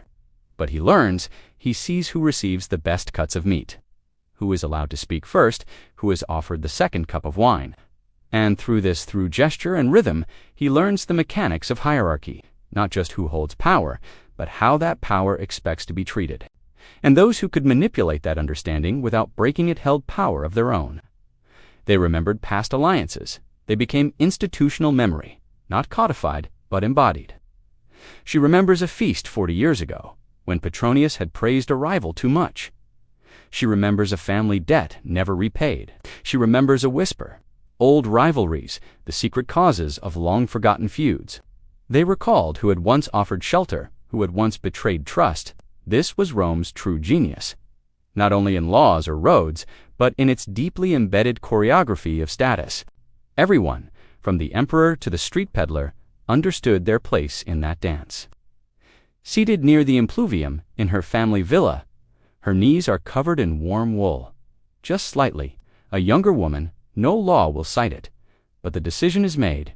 Her niece perhaps sits nearby and asks, not only among the elite, but across class and status, but through presence. As the pedagogos often, a Greek tutor assigned to noble boys was especially influential. More than a teacher, he was a constant companion, even if unnamed. A decision has been made, not because she asked, not because she argued, but because, in her presence, he found calm. Will guide decisions. Every home had its household gods, the lares and pinities, and rituals to honor them. These rituals were often overseen by the women of the household. instilling not just language or mathematics, but demeanor, restraint, and ambition. Enslaved people, particularly those serving in domestic, administrative, or educational roles, were essential to maintaining the rhythms of aristocratic life. Bearded, but her gaze would linger. When a daughter forgot the proper order of libations, she would gently correct, quiet. She might know which herbs eased shame or saved reputations. Her hands guided lives into the world, and her voice could determine how those lives were remembered. Observing his charge, bedroom in this part, she witnessed births, heard confessions, soothed pain, and advised on matters of fertility and inheritance. We linger a while longer on its quietest and most potent theater, the shared bed. As council chamber curators of that boy now, a senator will forget many things. But he will remember the silence of his tutor, the look in his eye when something mattered. Continuity, should I trust Senator Petronius's offer of marriage for his son. While their political utility might be considered complete by the ageist standards of their time, their influence often only grew stronger. Matrons as institutional memory Roman matrons, the elder women of noble houses often lived long beyond their reproductive years. They became living archives. Within the domus, in this way, picture an old matron named Servilia. Servilia closes her eyes. She opens her eyes and shakes her head. No document will record this, but he is always near. When the boy falters, he offers a soft correction. When the boy succeeds, he allows a rare nod of approval. The family line bends quietly. Slaves in many Roman households, they knew what time the master preferred to wake. Which tunic was reserved for which festival? Which guest had quietly left early last Saturnalia, and why? Among them, imagine such a man, he never raises his voice. In adulthood, that memory, it is influence passed not through orders. We have spoken before of the power of intimacy in Roman life, not only between husbands and wives, but between companions, confidants, lovers. For in Rome, the one who witnessed the private face of a public figure held something precious. Imagine the emperor resting beside a favored consort, not a wife, not official, but beloved. The day has been long. A rebellion in the north, a dispute among the generals. His brow furrows in the lamplight. She says nothing. She places a hand gently on his shoulder. Her eyes suggest patience. He breathes more deeply. The next day, he receives a scroll. He signs it. Power is sometimes the ability to calm a storm in someone else's mind. Ritual and influence. The domestic priestess religion in ancient Rome was not separate from domestic life. While male priests officiated in public temples, it was often the mother or matron who performed the daily devotions within the home, lighting a lamp, offering a small cake, pouring wine. These gestures, repeated each morning, created a rhythm of reverence that shaped the household's understanding of duty, tradition, and stability. And the one who kept that rhythm often silently held immense sway, not through threats, but through example. When a son delayed his offering, she might say nothing. These moments, small as they seem, molded conscience. In Rome, the divine and domestic intertwined, and the one who managed that intersection influenced not only belief, but behavior. Midwives and the boundaries of the personal and political. Among the most trusted figures in many Roman households was the obstetrix, the midwife. More than a medical practitioner, she was often a repository of secrets. She might know which child was truly the father's. Though often of low social rank, a skilled midwife could become indispensable. She was invited to dine, to stay overnight, to speak privately with the mistress of the house. And in that intimacy, she gathered quiet power. She never stood in the Senate. She never cast a vote, but she held generations in her hands. Widows, as independent agents, Roman widows, particularly those who had borne children and managed estates, occupied a unique and often under-acknowledged position in Roman society. Once unbound from the control of father or husband, some became property owners, patrons, and even public benefactors. They gave generously to temples, commissioned public works, funded games or festivals in honor of their late husbands or sons. In doing so, they shaped how their families were remembered and how they themselves were regarded. Their names appeared on plaques, their likenesses carved into marble. And all of this influence was wielded with grace and calculation. One might choose to finance a bridge, connecting her husband's birthplace with a growing district. Another might pay for a statue of Concordia, signaling a message of unity during a time of political strife. These gestures, modest and grand, whispered intent into the public sphere. Libraries and intellectual soft power. We end this segment with a visit to the libraries of Rome, not just the grand ones built by emperors, but the private collections kept in aristocratic homes. Here, scrolls lined the walls in careful order.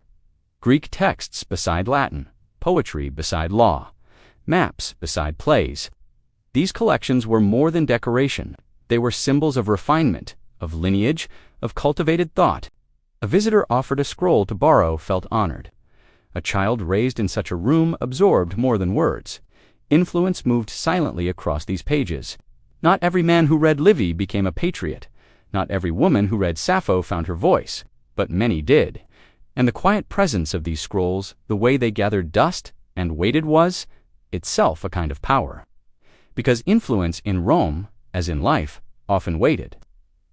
Final reflections. The weight of the unrecorded.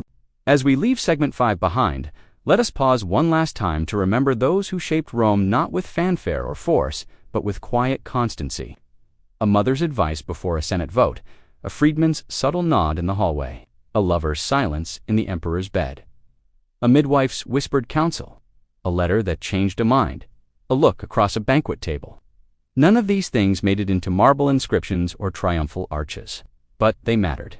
And in the end, perhaps it is these unseen hands that shaped the empire's true legacy. Because empires fall, monuments crumble, names fade, but the soft power of memory, intimacy, influence, it lingers in the rhythm of lives, in the shadows of decision, in the hush behind the curtain. And now, as the candles dim in your mind and the sounds of ancient Rome recede gently into the background, rest in the thought that history is not only made by those who shout, but also by those who whisper. Sacred, taboo, and divine religion, and S3X in ancient Rome temples, vows, and the divine body, as we gently step into the 6th segment of our long and quiet journey through ancient Rome. They were near, woven into the fabric of daily life, present in the wind and the harvest, in childbirth and in the union of bodies. A prayer might be whispered before a kiss, a vow taken before a lover's embrace. In the Roman world, the boundary between the physical and the spiritual was porous. Sexuality in Rome was not merely private. It could be a ritual, a contract, a metaphor, a danger, a path to power, or even a sacrifice. We'll wander through sacred groves, step into the inner chambers of temples, observe the lives of priestesses and sacred virgins, and we'll come to understand how ancient Romans connected physical love not just to pleasure or reproduction, but to the cosmos itself. Patrons moved slowly from the frigidarium to the tepidarium, and finally to the caldarium. Mars, with sinew and muscle, tense with potential action. Even Bacchus, god of wine and ecstasy, was rendered as full-lipped and alluring. With awe could be understood, in certain contexts, as an act that transcended mortality. In this part of segment 6, we'll explore the sanctified edges of intimacy. The divine within the human body beauty, desire. Her temples stood tall, surrounded by offerings, little figurines for irresistible charm, shells for the strength to resist temptation, small mirrors. Later that week, that man glances at her a little longer than usual. Flowers, prostitution, and the cult. They danced along the edge of taboo and, in doing so, revealed what Rome valued: order, hierarchy, piety, and the careful containment of pleasure. Of thee they served for 30 years, tending the eternal flame of Vesta, goddess of the hearth. In return, they received immense privileges: the right to own property, to free condemned prisoners, to ride in carriages usually reserved for elite men. Divine body, her fingers tremble slightly as she murmurs a hope for a particular man's attention. She presses her lips to the cool marble feet of the goddess, then steps back into the world. Instead, she was led through the forum in solemn procession, placed in a chamber beneath the earth, given bread and water, and left alone. People of all ranks, wealthy matrons, or sacred marriage, sailors, prostitutes, and young brides prayed to her. Nor was it anonymous. It was, in some traditions, a sacred exchange. They guessed, they feared, but they could not enter. Fertility and seduction. The orderliness of the body, the symmetry of limbs, the structure of the face was considered a reflection of cosmic harmony. To begin, imagine a Roman bath. Steam coils through the air, marble walls sweat with condensation. And amid this comfortable ritual, imagine a quiet moment of reflection. A bather pauses to pour scented oil into his palm, rubbing it gently into his chest. To Roman eyes, the body was more than flesh. It was a vessel for the divine spark. The gods, after all, had bodies too. They carried strips of goat hide fabric and gently struck women who stepped forward. Venus was sculpted with soft curves, her torso tilted just so. To encounter beauty in another was, in a way, to encounter the divine. She could bless or ruin, but she was never indifferent. And to engage physically with tenderness, Venus. The ever-present goddess, no discussion of sacred intimacy in Rome can begin without Venus, the goddess of love or divine favor. It was often both. Her presence was everywhere. In the heart of the city, there were certain temples in the ancient Mediterranean world, some in Rome. Others, more associated with the eastern provinces where sexual acts were performed as part of ritual, not always for the same reason. A priestess trembles at a vision and feels a warmth not unlike longing. One might ask for fertility, another still, for our quiet reflection is the perception. Venus was capricious. Imagine a young woman lighting a small oil lamp in front of Venus's statue, adorned in gauzy robes, greeted a stranger, not with words, but with a gesture of invitation, where the body became an altar and desire a form of devotion.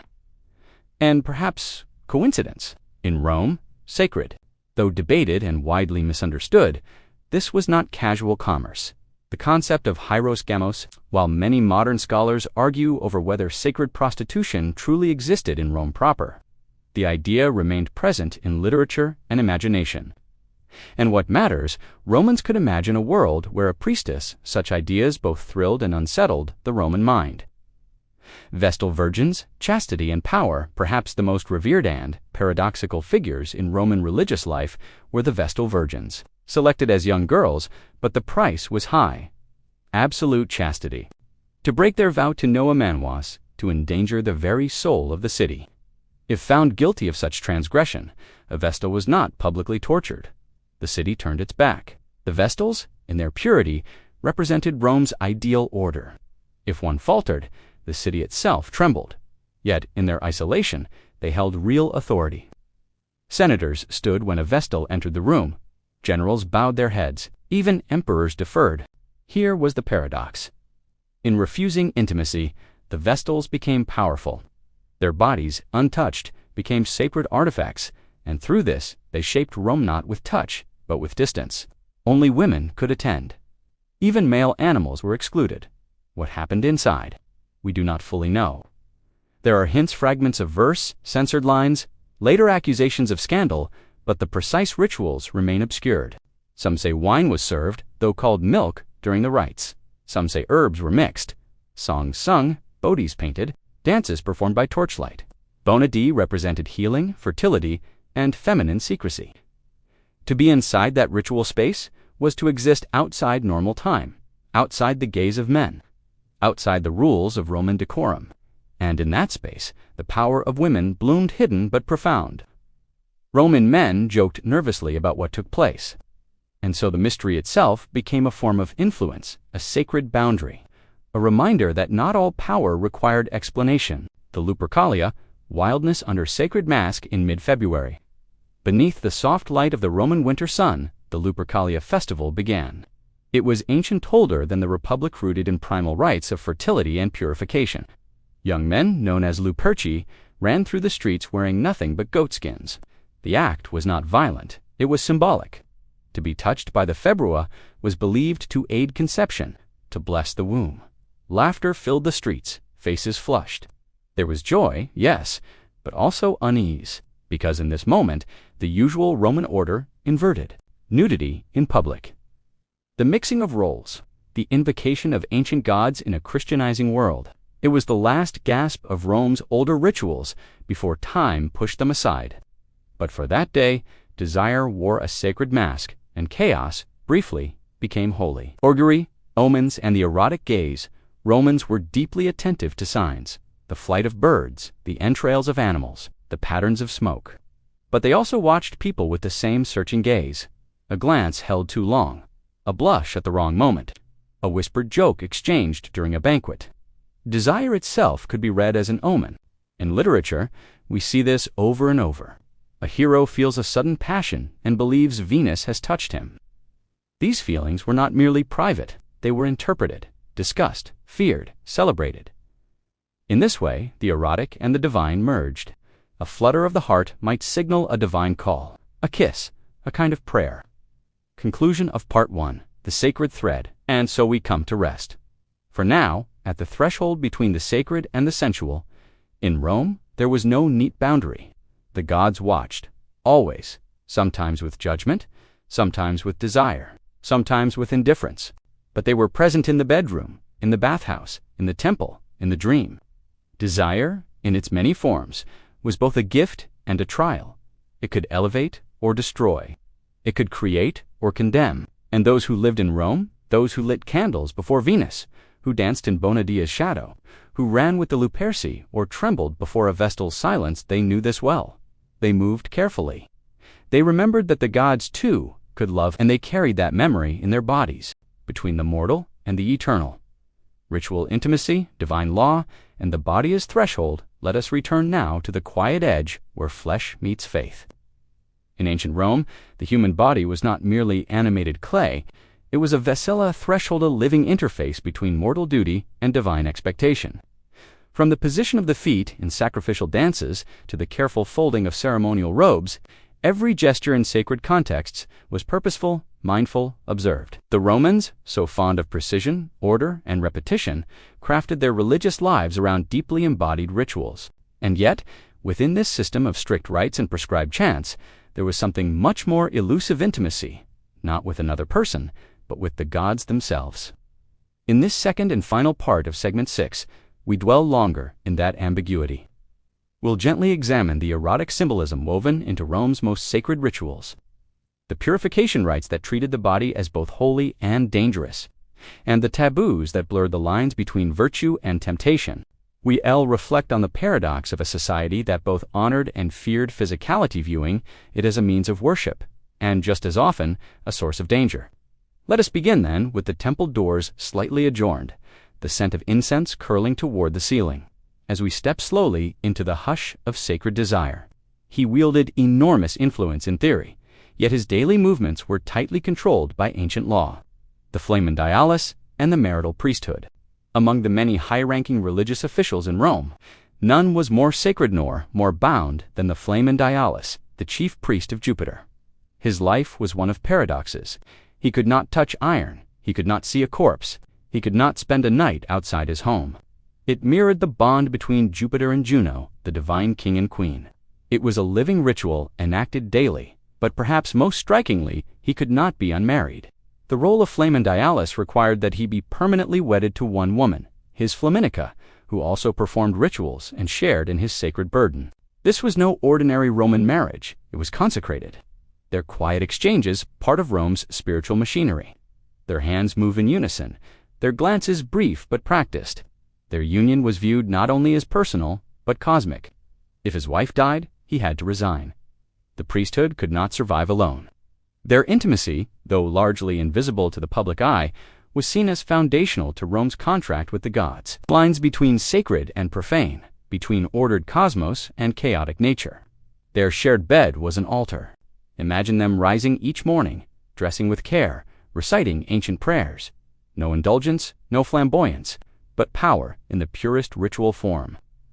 The taboos of sacred space in Roman religion, space mattered.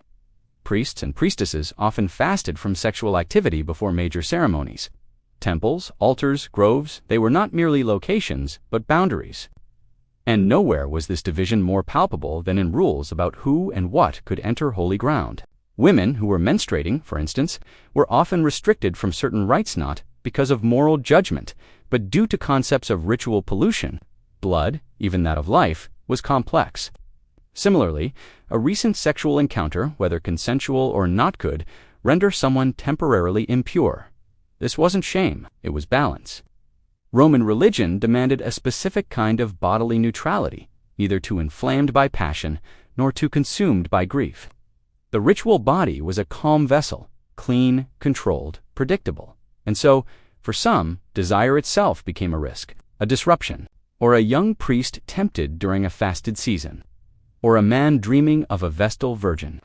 This is why so many of Rome, as sacred servants, male and female alike, were asked to live apart from family life, marriage, or even private intimacy. Their bodies belonged, in a way, not to themselves, but to the gods. The phos and the nephos. Lawful versus unlawful desire. Rome had two great categories of right and wrong. Phos, that which was permitted by divine law, to treat the body and its longings not as shameful, but as powerful. Nephos, that which violated the cosmic order. While human laws could change through senatorial vote or imperial decrees, divine laws were fixed, ancient, mysterious, and many acts of intimacy walked a narrow line between the two. Two of the most significant were Isis from Egypt and Cybele from Anatolia. Take, for instance, a widow desiring remarriage during a festival of mourning. Devotees might shave their heads. Women could become priestesses. The boundary between gender roles blurred. No law court would convict such thoughts, but to act on them could be nefas. It could disturb not only society but the harmony of the world. This is why so many ancient myths warned of lustful gods, reckless mortals, seductions gone wrong. They were not just stories.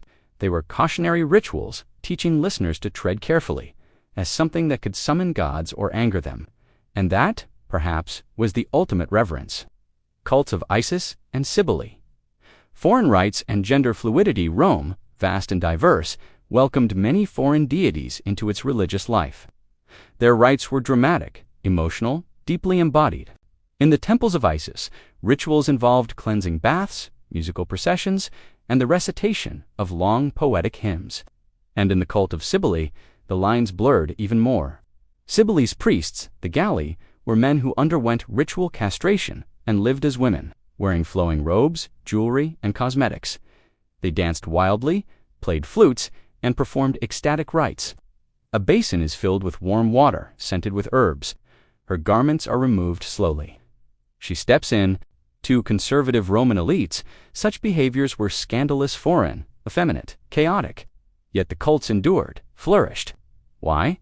Because they offered something Roman religion often denied: emotional catharsis, sensory engagement, and fluidity. A place where identity could be remade, where the boundaries of gender, desire, and spirit softened. She is a vessel prepared for union, a body realigned with Roman ideals of order, duty, and fertility. These cults didn't erase the Roman norms, they contrasted with them, or for a man mourning a death, needing to shed his sorrow before rejoining society.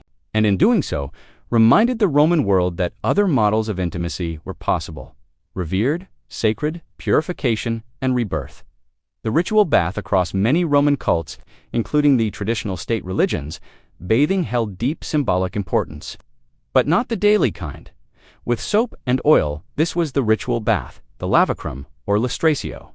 It marked transitions: before marriage, before sacrifice, after childbirth, after a traumatic event. Water, in this context, was a bridge between states. Imagine a woman approaching marriage.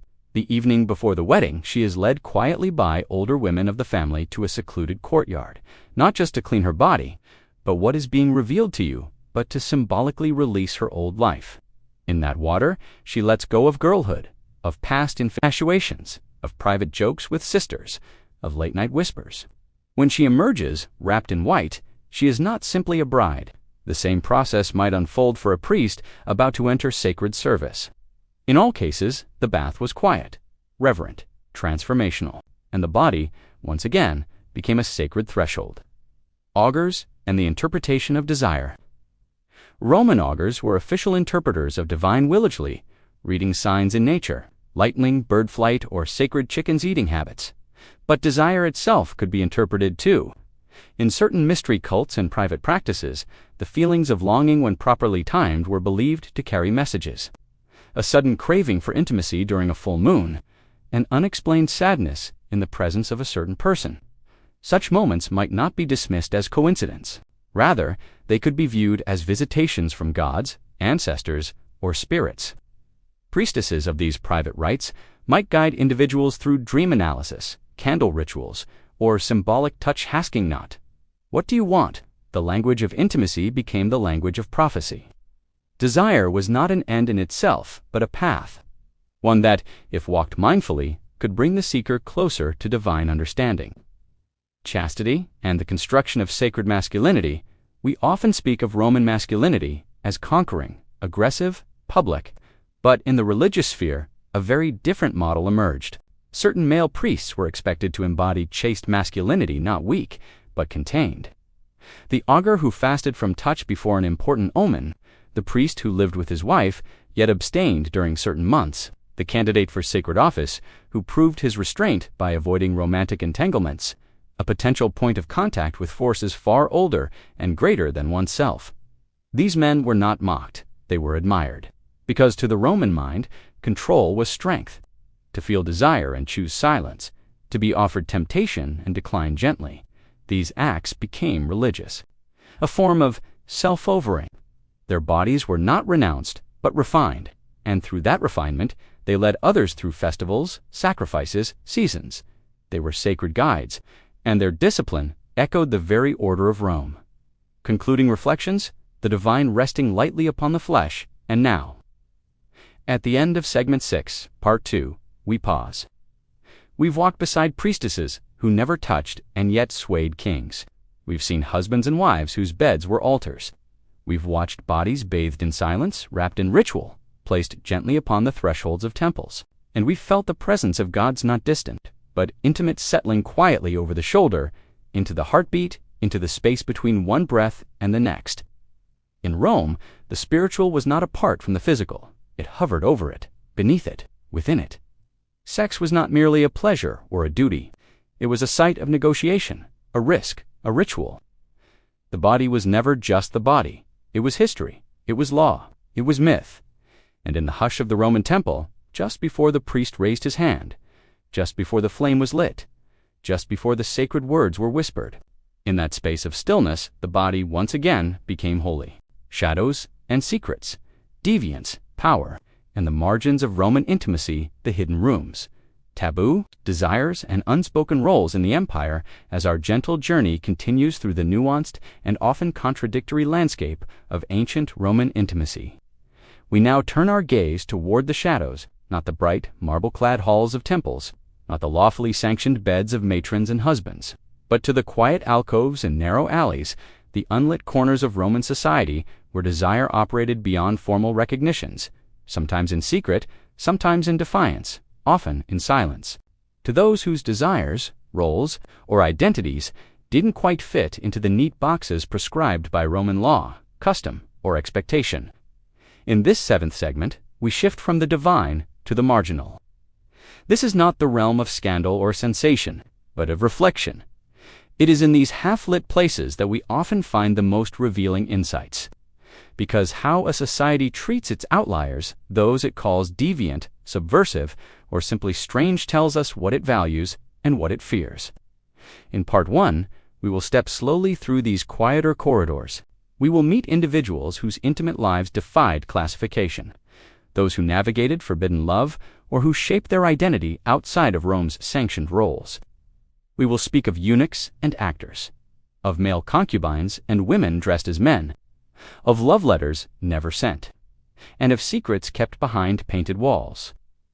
Let us begin not with law or doctrine, but with something quieter, a closed door, and the soft sound of footsteps retreating down a hallway, out of sight, but never quite out of history, the politics of desire. Who was allowed to love whom? In Rome, as you now know, the structure of intimacy was tightly bound to status, not gender alone, but rank. A Roman citizen male could engage in relations with slaves, freed persons, prostitutes, or foreigners without legal consequences, long as he remained the dominant active partner and the other party held lesser status. But what happened when this order reversed?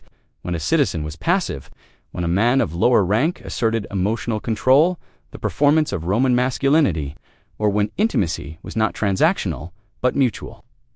This is where Roman anxiety emerged. It wasn't necessarily the act of same-sex intimacy that drew scorn, it was who played which role. What mattered was control, hierarchy. Many lived lives that were compartmentalized public conformity. then returned to a home where he kept a male lover as a secretary. Wealthy matron might, that was often enough.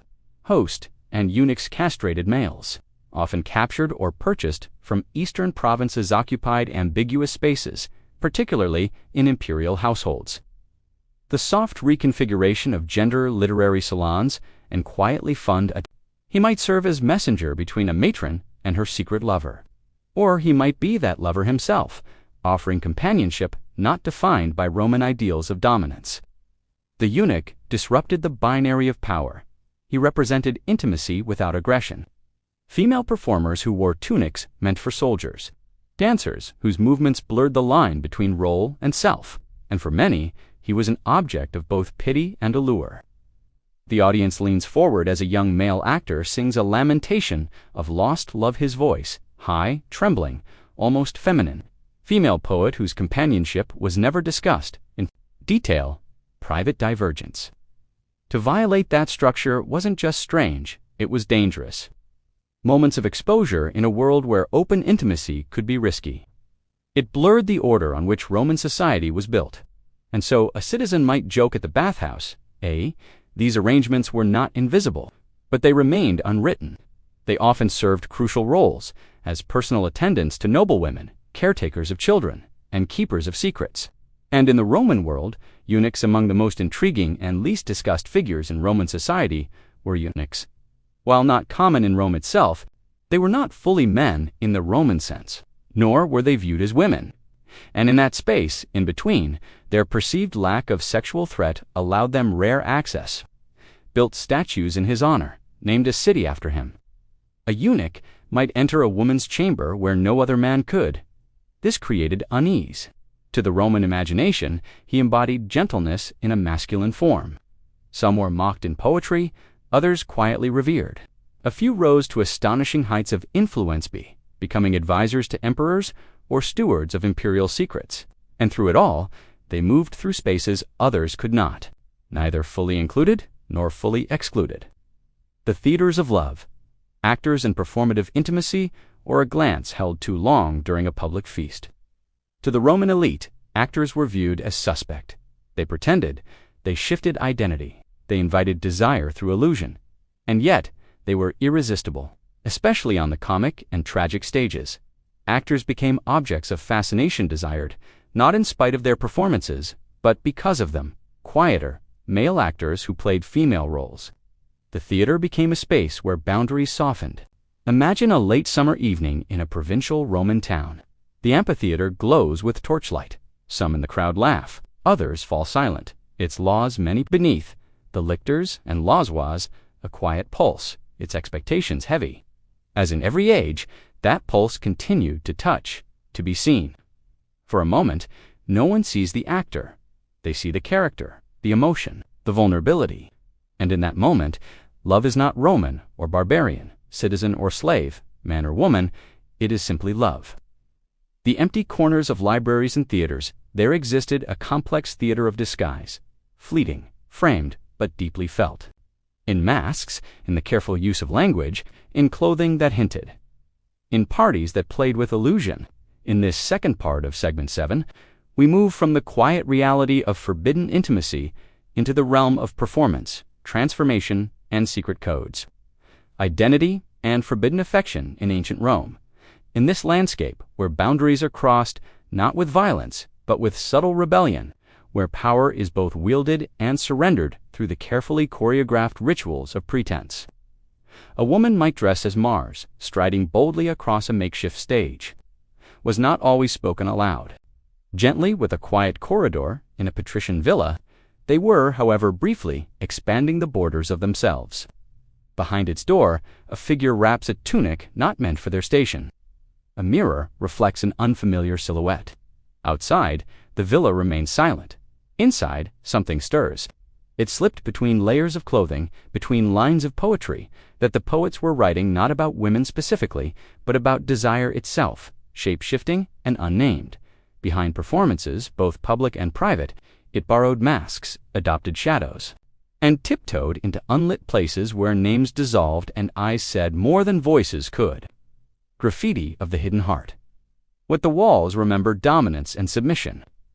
There existed a playful subculture that explored and sometimes gently mocked these roles.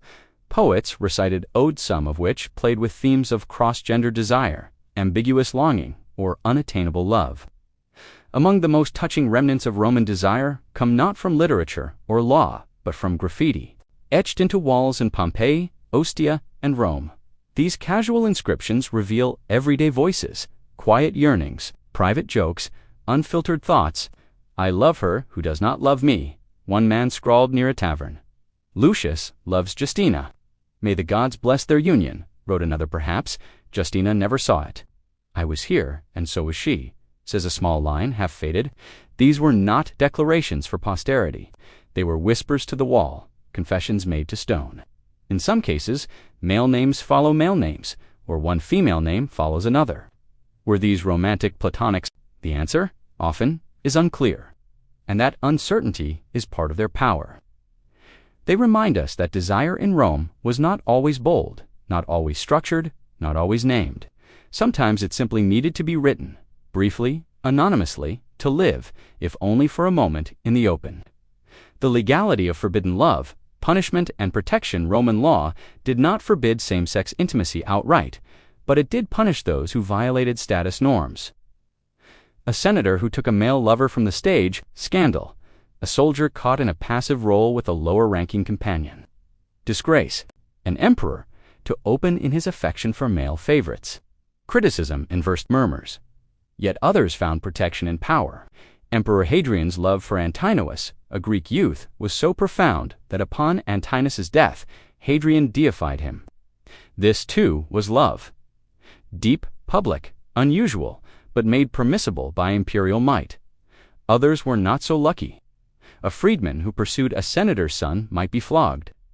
A woman who rejected marriage in favor of female companionship might be disinherited, but many simply lived quietly, choosing discretion over confrontation. Their lives unfolded in side rooms, private letters, shared poems, not erased, but folded in on themselves, like a message passed under the table. Conclusion of Part 1. The quiet pulse beneath the empire. And now we pause. You see in his gaze something familiar, something you dare not say aloud. In this first part of our exploration into the margins of Roman intimacy, we have wandered through rooms without names, through identities that defied easy classification. We have met those who lived not in open scandal or rebellion, but in something softer.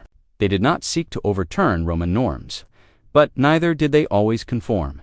They made space where they could, found love where it emerged, bent the rules without breaking them.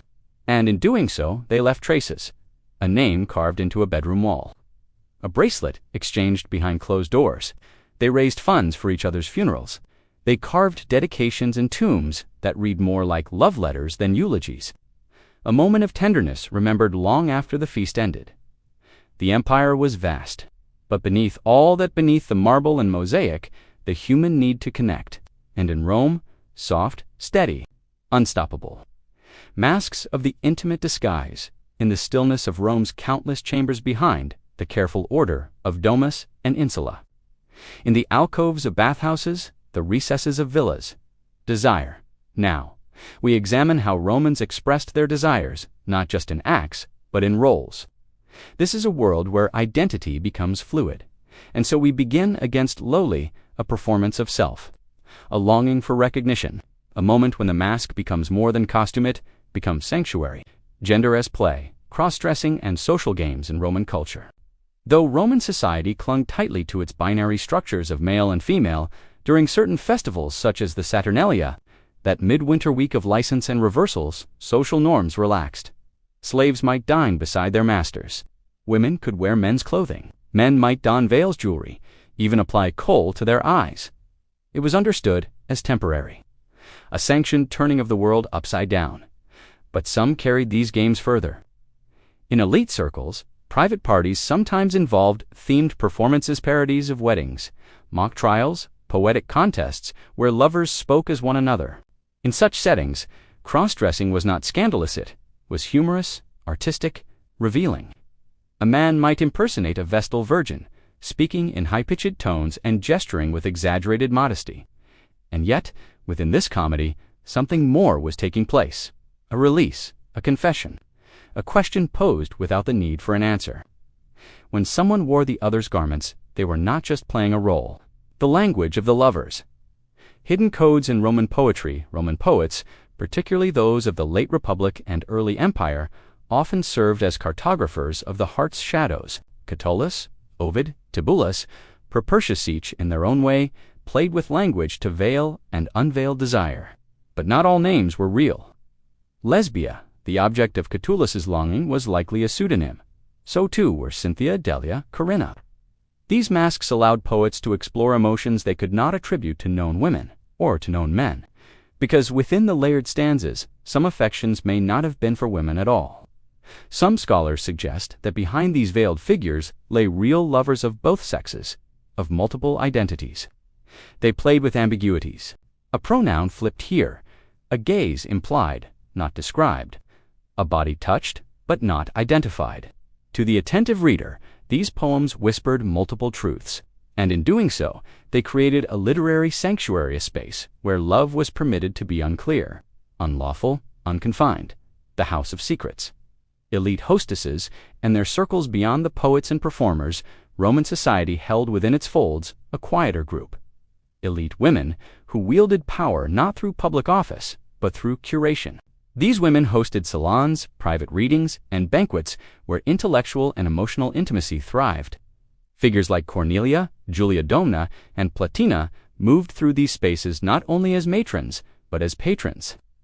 In their salons, philosophers debated ethics, while dancers performed suggestive pantomimes, and within this cultivated atmosphere, a strange liberty emerged. Women flirted with actors. Men flirted with one another under the guise of literary admiration. The language was coded, the gestures brief. But the meaning was not lost. In these circles, desire could express itself through intellectual companionship, through shared art, through veiled compliment. It was not freedom, exactly, but it was a practiced discretion, a skillful dance in which pleasure wore the cloak of culture. The slave's body, consent, and power in intimate service. While many narratives of Roman intimacy focus on citizens, it is vital especially in this quiet, reflective space to acknowledge the complex roles of slaves. Enslaved persons were, legally, property. Their bodies could be commanded, borrowed, sold. But within the household, especially among elite families, some slaves became intimate attendants, not simply in labor, but in companionship. A young boy might be trained to pour wine, dress, hair, read poetry, or sing at private gatherings. A young woman might be educated to serve as a conversational partner, a bath attendant, or a quiet presence beside her mistress at night. These roles often blurred the line between service and intimacy. And yet, these relationships were not always cold. Nor were they entirely without agency. There are records of masters freeing their companions, leaving them inheritances, granting them manumission, even marrying them. There are also grave inscriptions written by freedmen for their former owners, expressing love, grief, loyalty. Of course, such affection existed within systems of deep inequality, and yet, within those structures, genuine bonds could form. Moments of kindness, glances shared, a hand held too long when passing a bowl. The history of intimacy is incomplete without these quiet exchanges, born not of legal equality, but of daily closeness. Unrecorded, but no less real, the shrine and the mirror. Self-perception and erotic portraiture in the private spaces of Roman homes, some adorned their walls with art that was not simply decorative but personal. Erotic frescoes, intimate statues, painted mirrorole, gave visual form to internal longing. A wealthy man might commission a mural of Ganymede, beautiful youth, carried to the heavens by Jupiter. A woman might keep a small ivory figurine of a goddess, in ambiguous pose, half revealing. These images were not hidden away in shame. They were displayed in cubiculum bedrooms or in secluded gardens, among myrtle trees and fountains. They served not to entice others, but to reflect the self. To gaze upon such art was to contemplate one's own desires, not publicly, but as part of a daily ritual. Imagine rising in the early morning light, passing your fingers over the carved face of Narcissus on a bronze handle. The art becomes a mirror, and the mirror becomes a shrine. The secret societies, brotherhoods, rites, and emotional bonds.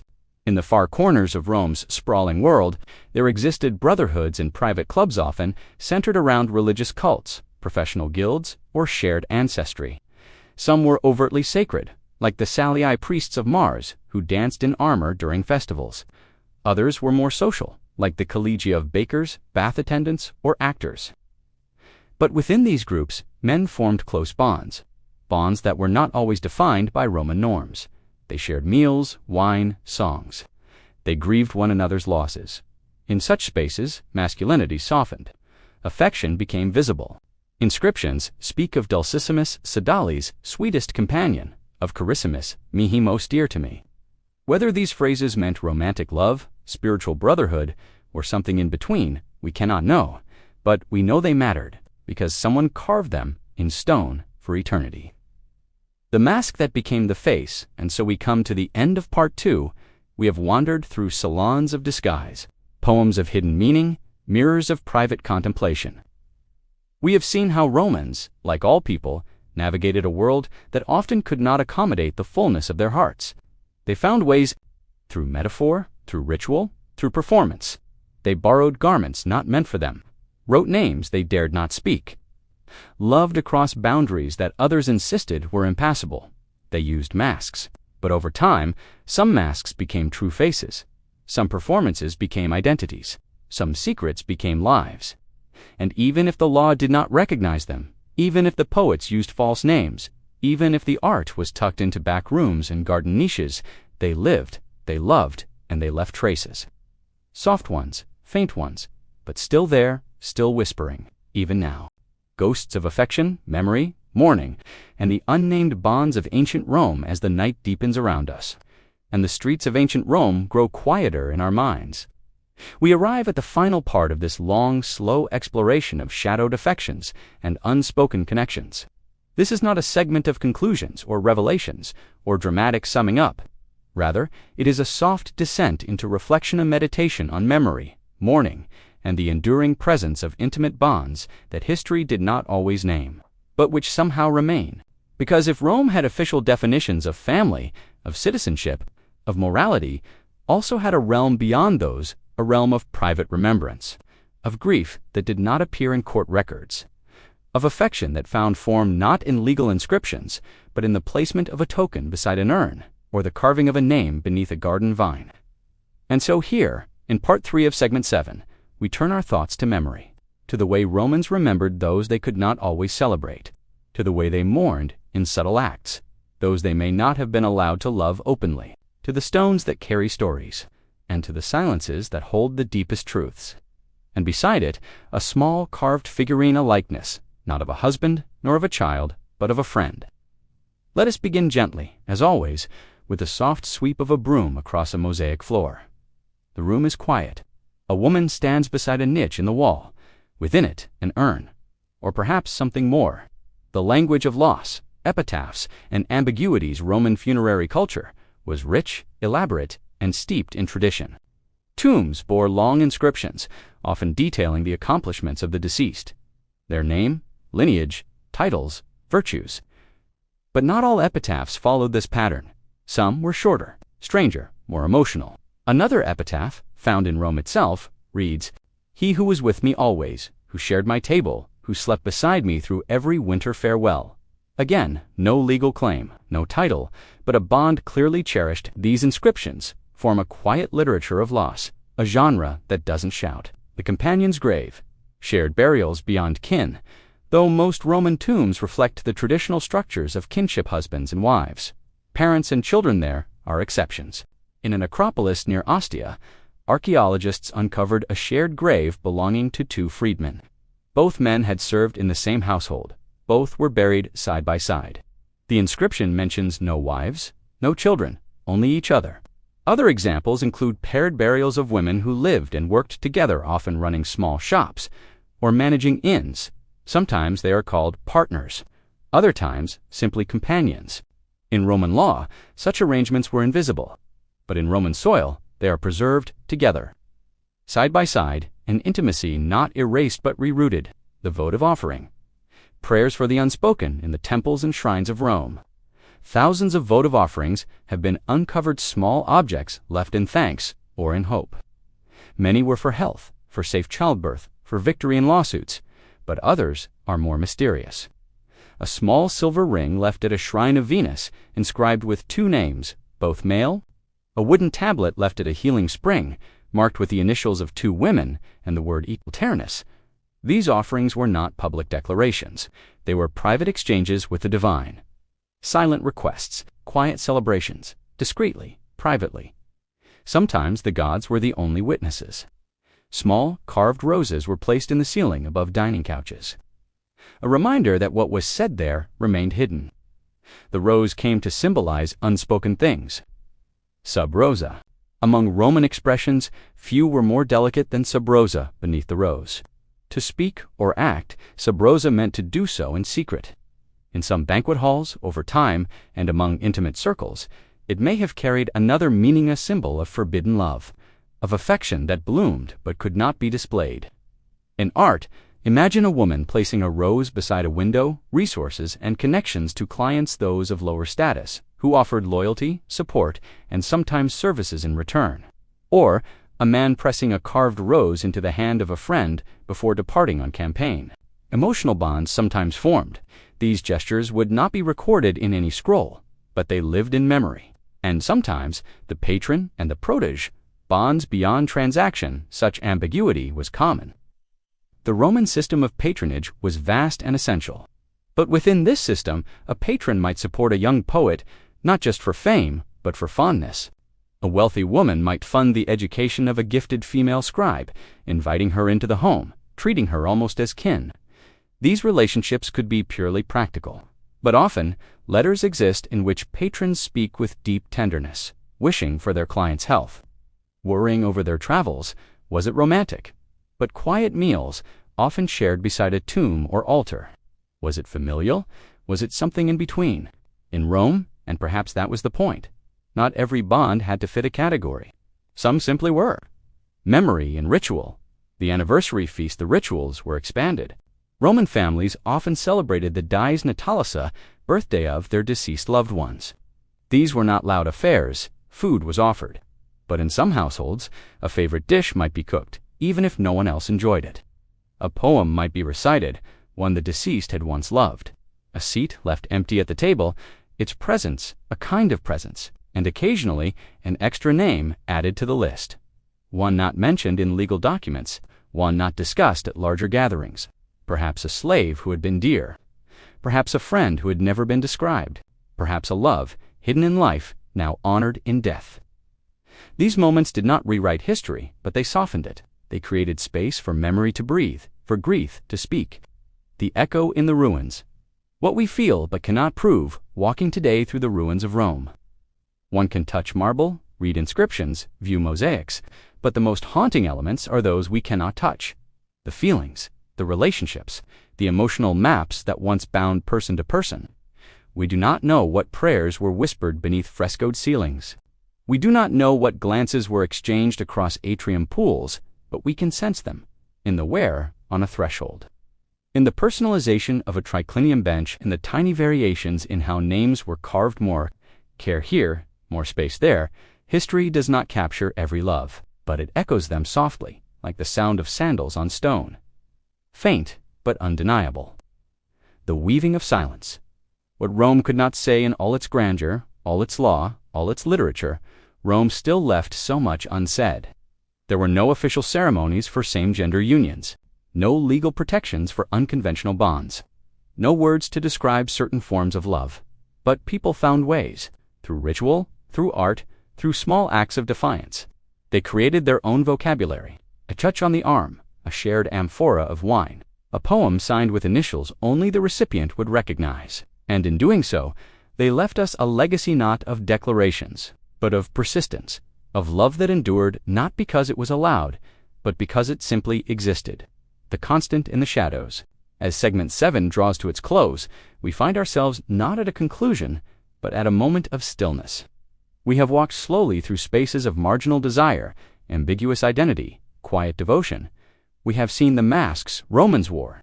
We have read their whispered lines, traced their offerings, stood beside their graves, and we are reminded that intimacy, in every age, resists easy classification.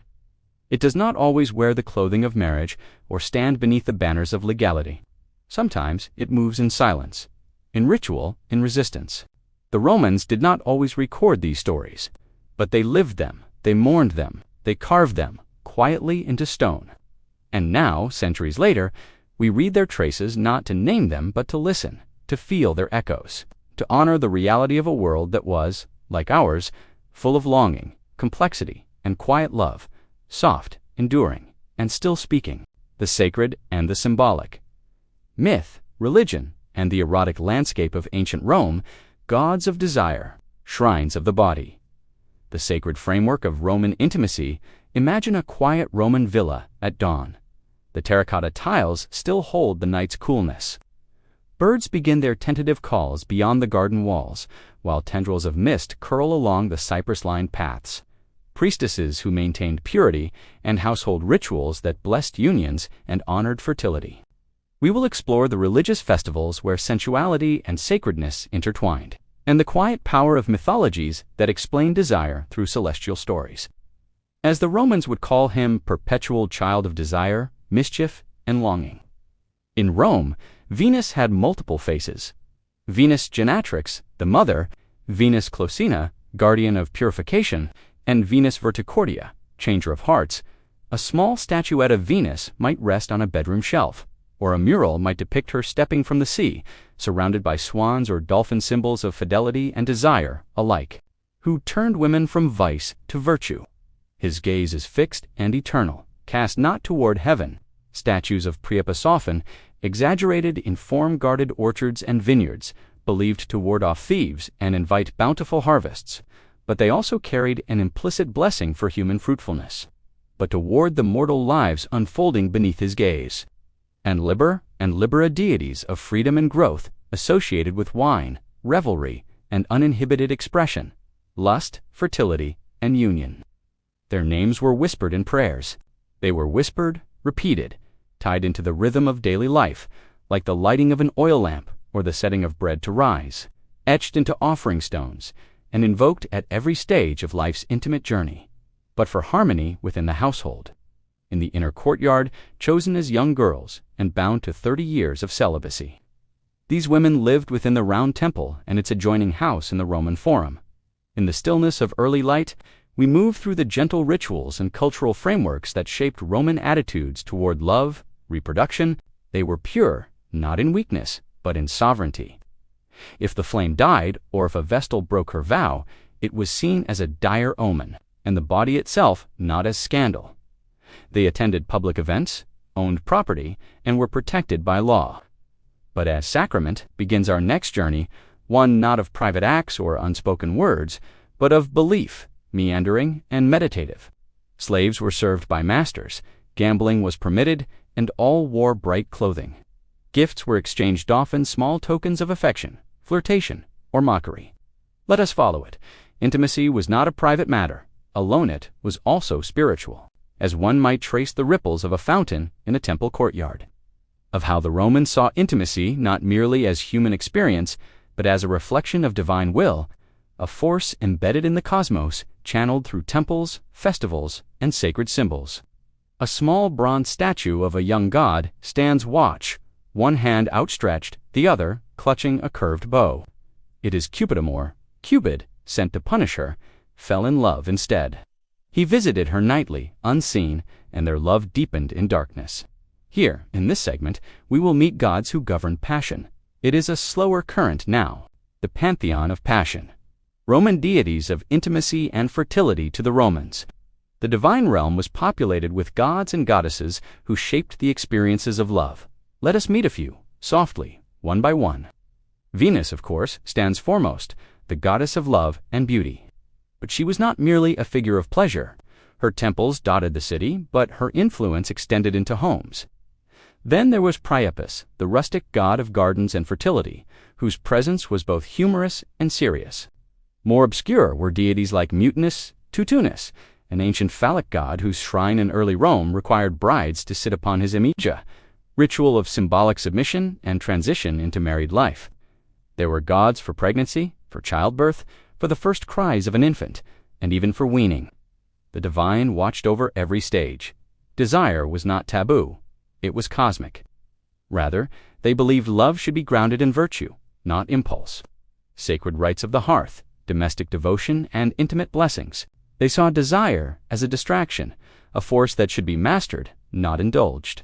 They favored simple joys, trusted friendships, and saw love as dangerous when it disturbed inner harmony. While temples rose high in the public squares, the most enduring shrines were often found inside the home. The lararium, a small household altar, typically built into the wall of the atrium, honored the Lares and Penates guardian spirits of the family and the pantry. It was here, in the quiet light of morning, that Roman families offered salt cakes, garlands, and prayers, not only for safety and wealth. When a couple married, the Lares were invoked to bless their union. When a child was born, thanks was offered to the household gods. These rites did not include long speeches or loud music. The hearth was the heart of the home, and the heart in Rome was a sacred place, vestal purity, celibacy, and the power of sacred abstinence. While many Roman deities and rituals celebrated physical union, some exalted abstinence not as repression, but as spiritual power. The Vestal Virgins were 6 priestesses tasked with maintaining the eternal flame of Vesta, goddess of the hearth. Their virginity was not merely symbolic, it was functional. Romans believed the city's safety depended on the purity of the Vestals, but Vestals were not cloistered. Their celibacy made them liminal, neither wives nor daughters, beyond the reach of conventional femininity. And when their service ended, they could marry, though many chose not to. To be a Vestal was to inhabit a sacred body, untouched by man but full of spiritual heat. A paradox Rome revered: festivals of the flesh. Saturnalia, Lupercalia, and ritual reversal Roman religious life was not all solemnity. Some festivals were wild, theatrical, and bursting with chaotic energy where the norms of society were inverted, and physical pleasure became both celebration and offering. Saturnalia, held in December, was one such time. But the true embodiment of sensual ritual came each February with Lupercalia. This ancient fertility rite, older than the Republic itself, began in a cave beneath the Palatine Hill, believed to be the site where the she-wolf suckled Romulus and Remus. There, the priests of Lupercus would sacrifice goats and a dog, anoint themselves, and run through the streets in a frenzy of striking bystanders with strips of goat hide. Women, especially, would seek these ritual lashings, believing it would increase their fertility. It was a scene both primal and communal, a bodily acknowledgement of the seasons of birth and death, of blood and renewal. Not erotic in a private sense, but sacred in its openness. A mingling of flesh and fate. The mythic mirror. Love stories from the divine realm. In myth, the gods of Rome often mirrored the complexities of human love, its triumphs, its betrayals, its inexplicable longings. These stories, told around hearths and etched into pottery, shaped Roman understanding of desire. Consider the tale of Cupid and Psyche, a mortal woman so beautiful that Venus grew jealous. But when Psyche disobeyed and tried to see him by lamplight, she lost him. Her trials descending into the underworld, completing impossible tasks, became allegories of patience, devotion, and the pains of intimacy. Eventually, she was made immortal. Their union was blessed. The message: love is struggle, but it can be sanctified. Other stories were more tragic. Orpheus, descending into Hades for Eurydice, only to lose her again. Pygmalion, who fell in love with a statue, kissed it until it came to life. Narcissus, who loved only his own reflection till it consumed him. Each myth spoke in layers. Love as transformation, desire as peril. The body as vessel for something more. The philosopher's view, Stoic and Epicurean reflections: not all Romans looked to the gods for answers. Some turned inward to philosophy. Stoics, like Seneca and Epictetus, emphasized self-control, but they did not scorn intimacy. A Stoic marriage, ideally, was one of partnership, emotional fidelity, shared moral purpose. Epicureans, by contrast, celebrated pleasure but with nuance. For them, the goal was not excess, but ataraxio, peace of mind, and in doing so, they framed desire not as sin but as a condition of the soul. To be understood, tended, balanced, the sacred pulse beneath the ordinary in every corner of Roman life temples, homes, rituals, myths, one finds echoes of this sacred understanding, that the human experience of desire is never merely physical.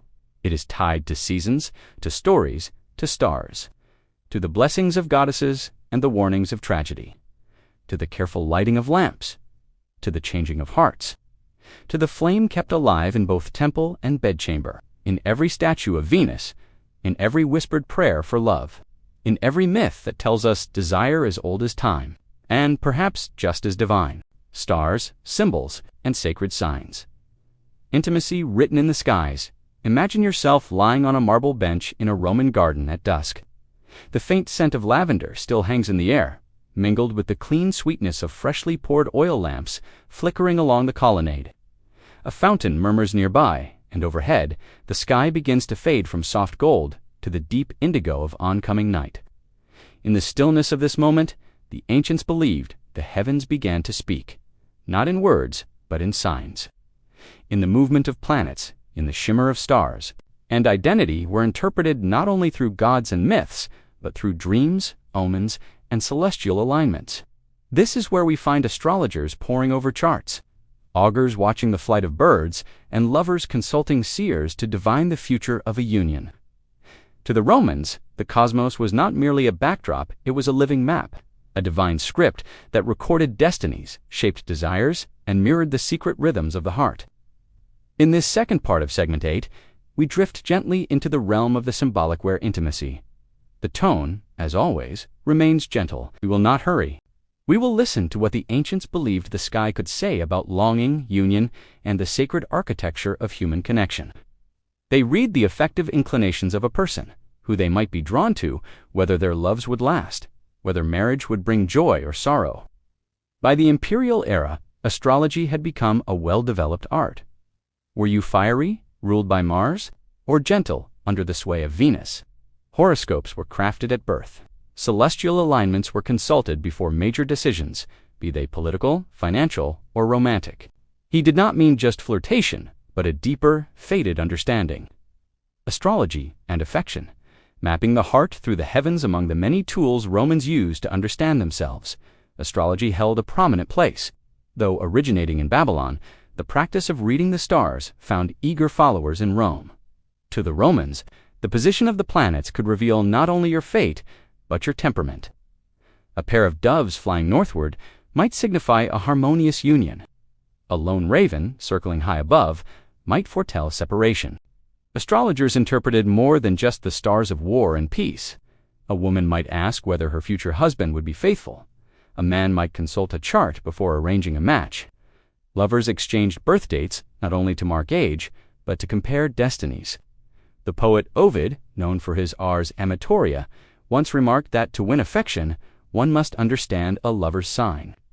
If a dog barked at a particular moment during a marriage rite, it could be interpreted as warning.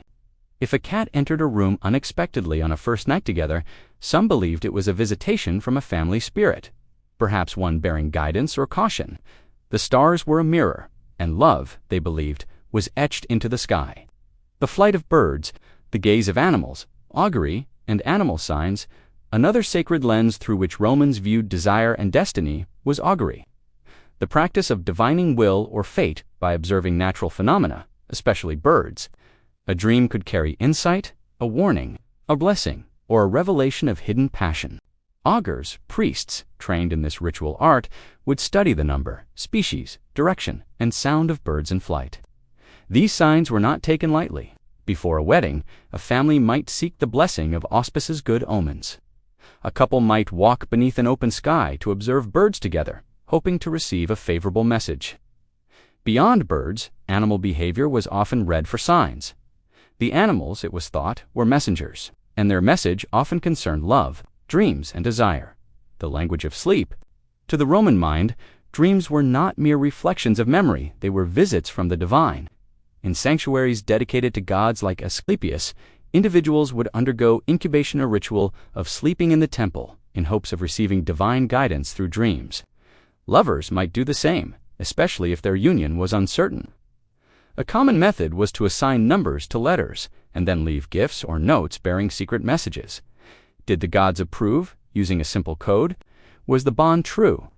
A dream of Venus might bring comfort. A dream of shadowed paths or distant doors might suggest emotional separation. Roman dream books, some preserved in fragments, cataloged meanings with care. Dreaming of water often symbolized fluid emotional states. Calm waters, harmony, turbulent waves, unrest. A broken mirror could foretell disillusionment in love. Dreaming of flowers blooming out of season might indicate an unexpected but joyful romance. Some even believed that lovers could visit each other in dreams, meeting in that sacred subconscious space where distance and status no longer mattered. These were not seen as fantasies. They were messages, encounters, holy in their own way. Numerology and symbols, the hidden codes of affection in the Roman world, though practical in many ways, also embraced layers of symbolic meaning in numbers, letters, and arrangements. 2 were sometimes cast often by women seeking to keep a partner faithful or to draw a lost love back. Though humorous in appearance, it was considered a powerful talisman against the evil eye of care, of agency in the unseen realm. Intimacy itself was sacred performance. A popular practice among lovers, especially younger ones, was the use of numerical riddles to express affection in code. Certain temples, particularly music, incense, and choreography, were used to guide the experience. Those devoted to fertility goddesses, like temples to Venus, were often surrounded by garden spaces, not only of worship, but of contemplation. Isis, or Aphrodite ritualized union, was believed openness. Many found clarity and the eternal mystery of attraction, to invoke at least comfort. We occasionally glimpse a more abstract idea that human intimacy mirrored the workings of the cosmos. Divine blessing? A necklace might be inscribed with VM 3.95, meaning veil muse or farewell. My beloved, when done in reverence, aligned the soul with divine rhythm. Though Greek in origin, listening to silence influenced Roman thought with the idea that every glance, every gesture, every dream and omen could hold significance. Not to burden life with superstition, but to enrich it with connection. Love was silent, but full of meaning. A like starlight through the centuries, microcosm of a shared gaze beneath a laurel tree or a whispered prayer to Venus, universal harmony, the drawing together of opposites into unity. Graffiti on the walls of Pompeii reveals many such inscriptions. So too did unseen forces shape attraction. Some are tender, others playful, still others cryptic left.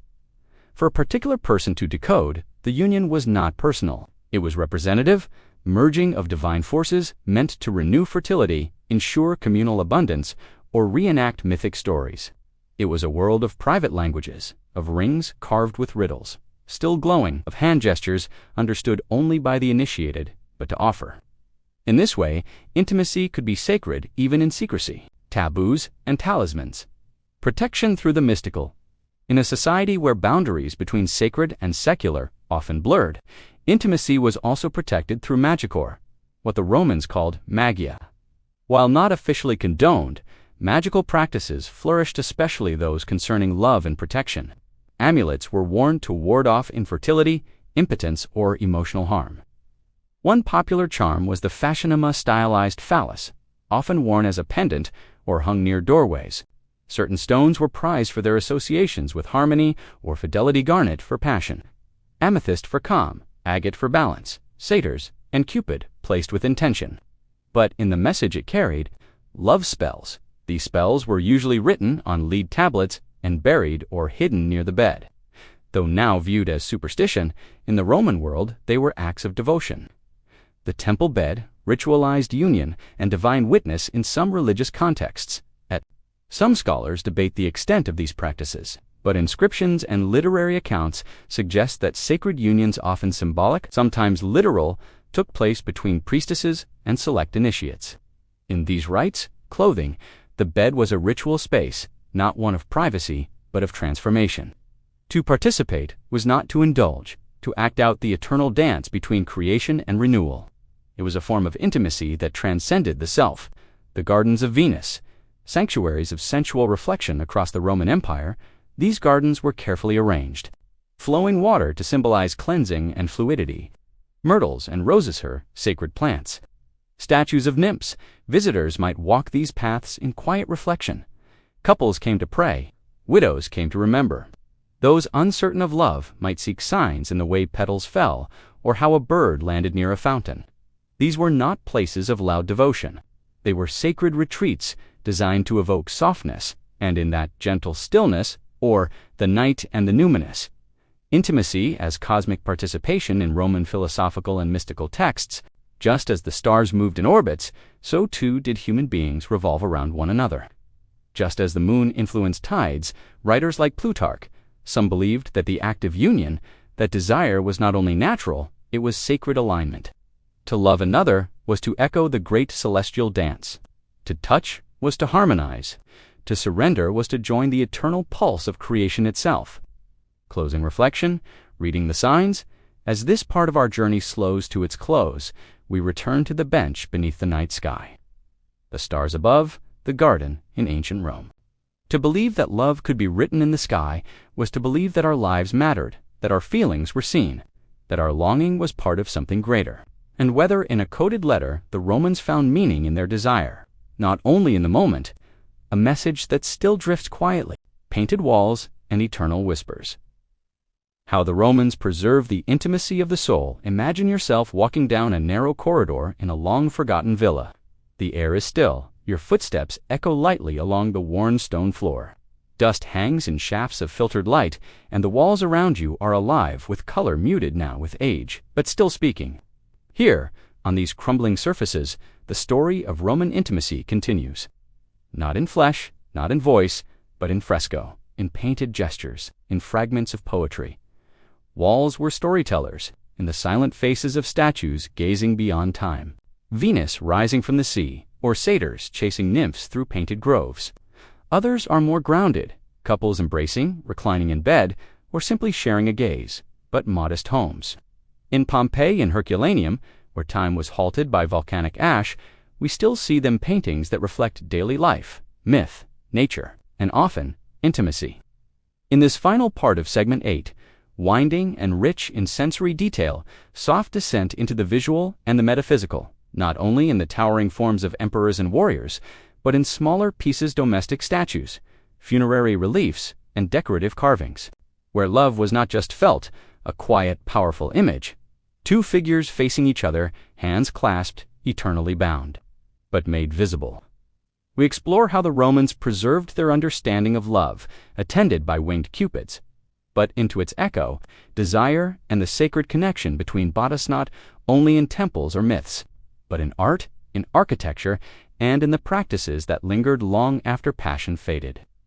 We walk now not into the act itself, how it was remembered, how it was ritualized, how it was made eternal. This part is long, walls that whisper. Erotic frescoes and the art of everyday intimacy, young men boasting, lovers quarreling, poets trying lines of verse. In the Roman world, frescoes adorned not just palaces, reminding guests that love is timeless, even as they reclined with wine. Some frescoes depict mythological union zoos with Leda. Walls bore images of companionship and connection, alongside symbols of fertility and harmony. But these images were rarely salacious in purpose. They were decorative. His verses were clever, often humorous, sometimes scandalous, but beneath them lay a keen observation of human desire. Affectionate, sometimes humorous, a fresco above a bed might show lovers wrapped in soft linens. His works on Lesbia believed to be his muse speak of kisses, betrayals, and aching need. In a triclinium dining room, a mural might depict flirtations between gods. In public baths, these paintings were not hidden. They were part of the environment as normal as mosaics, on the floor or painted birds above doorways. To the Romans, depicting intimacy was not scandal. It was reflection. It was beauty. It was presence. The language of the body in sculpture and relief, moving from walls to stone, we find another sacred court sculpture. The Roman body, idealized and stylized, was a central theme in art. Some of these show couples clasping hands, standing side by side, or reclining in eternal embrace. A particular motif, known as the dextrami junctio, the joining of right hands, was commonly used on tombs. It represented concordia, or marital harmony. In funerary art, this symbol was used not to imply loss, but continuity. The bond remained, even in death. Elsewhere, sculptures of Venus and Cupid, or of young lovers in playful poses. adorned gardens and porticos offering blessings of beauty, union, and joy. The body in stone was not cold. It was memory made solid. It told stories when voices were gone. Love etched in stone. Graffiti and inscriptions of the heart beyond polished sculpture and painted walls. Romans also left behind more personal and formal expressions of love and longing. On the walls of Pompeii, dozens, perhaps hundreds of messages were scratched into plaster. Some are short: amor vincit omnia, love conquers all. Others are playful: I was here with her, we laughed. Then she left. Some are pained: I loved her, but she loved another. These graffiti, simple and unfiltered, give us a raw glimpse into ordinary affection. They wrote in Latin, in Greek, sometimes in vulgar tongue.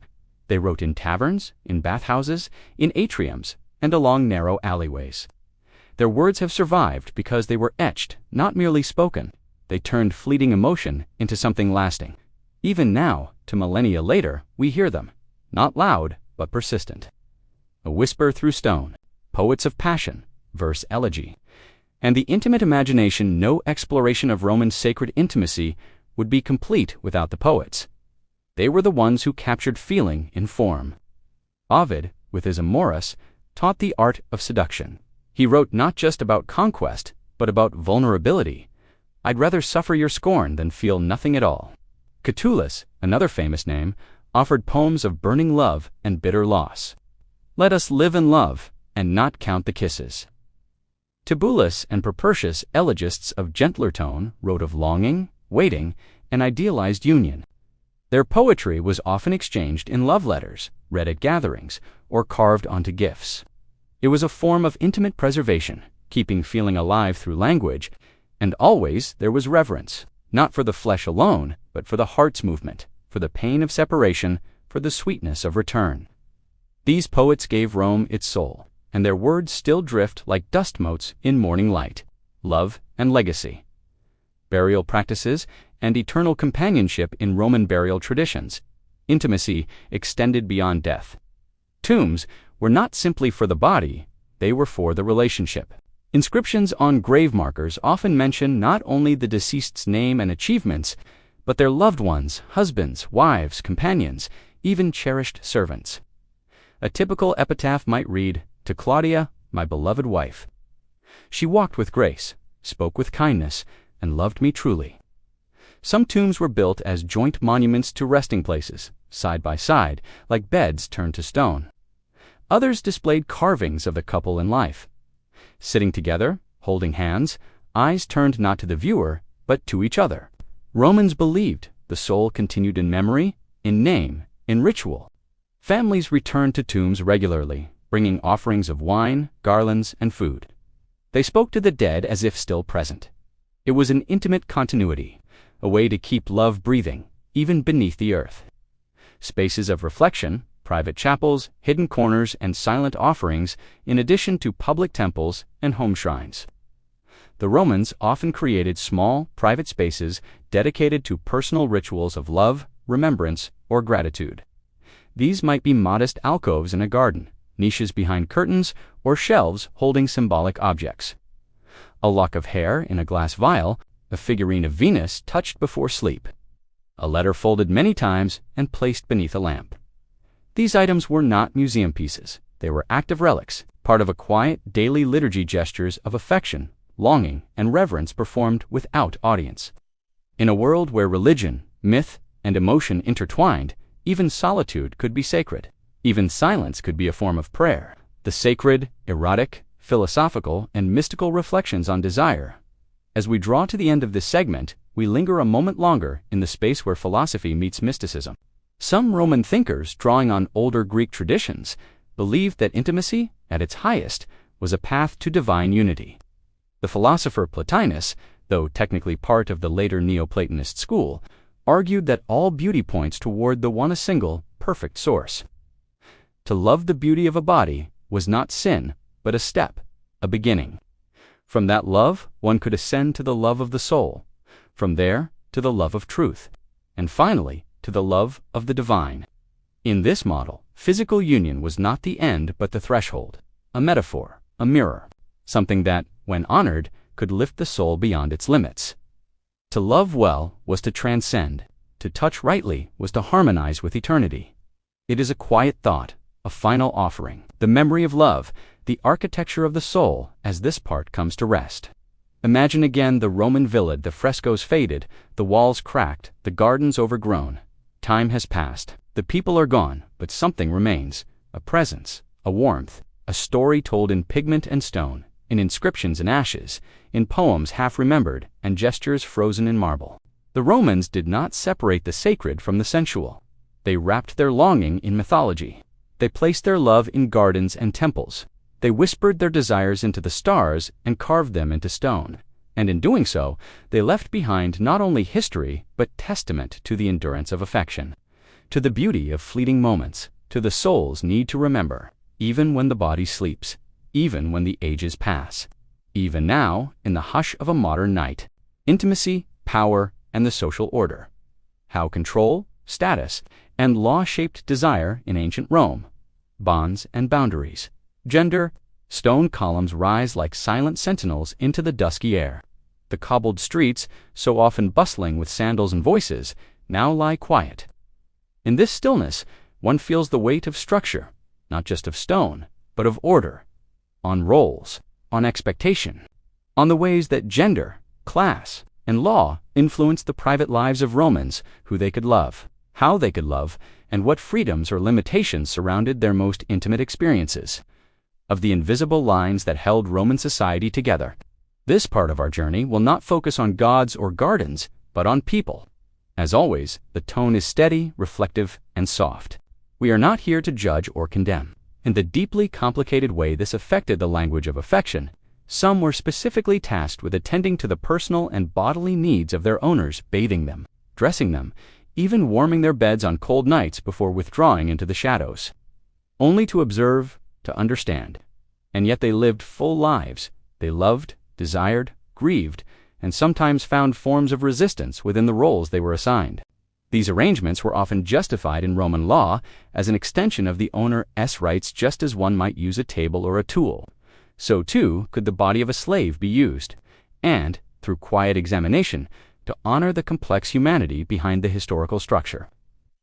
Let us begin gently with the most fundamental divide in Roman society, the divide between citizen and slave, between ownership and affection. Enslavement and the boundaries of the body. In certain elegies, poets speak tenderly of enslaved companions. Whether these were romanticized visions or glimpses of truth is often unclear. To speak of intimacy in ancient Rome is to confront the institution of slavery, for it was not merely a labor system, it also shaped the emotional and physical dynamics of millions of lives. Slaves in Rome were property. Legally, they possessed no personhood, no autonomy, and no recognized family structure. Many slaves served as domestic attendants, living in close quarters with their masters. Others, however, were expected not to leave. There existed a class of enslaved individuals, both male and female, who functioned as sexual servants. But the reality was more nuanced than the law allowed.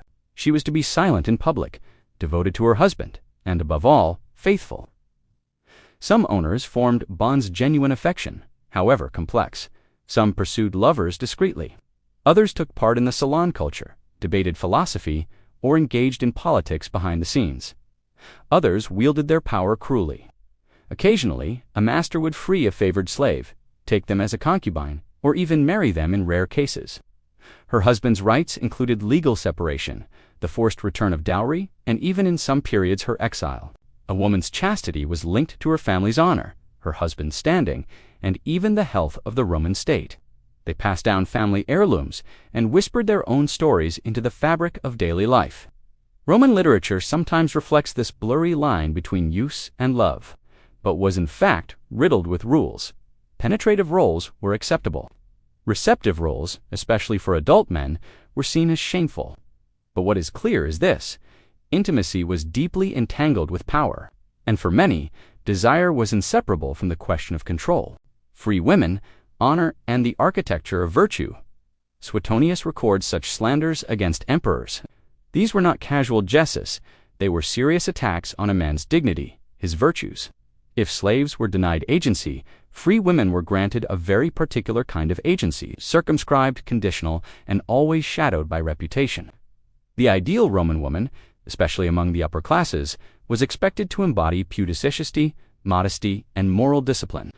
This was not merely a personal ideal, it was a political virtue.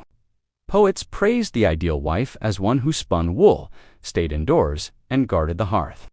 Lawmakers passed measures to reward women with many children and penalize those who remained unmarried or childless. But reality was, as always, more complicated. Elite women, especially in the late Republic and early Empire, pushed boundaries. They were not hidden. In Pompeii alone, archaeologists have uncovered numerous such establishments, complete with fresco stone beds and etched price lists. Some even wrote erotic poetry now lost, but referenced in fragments. Still, any sign of autonomy risked backlash. Accusations of adultery, even unproven, could ruin a woman's life. This category also included actors and gladiators, revealing the moral framing around public performance and bodily display. And yet, women found ways to express themselves. They left graffiti in Pompeii. They commissioned tombs with their own names carved first. Even under surveillance, the spirit moved. They dined with philosophers.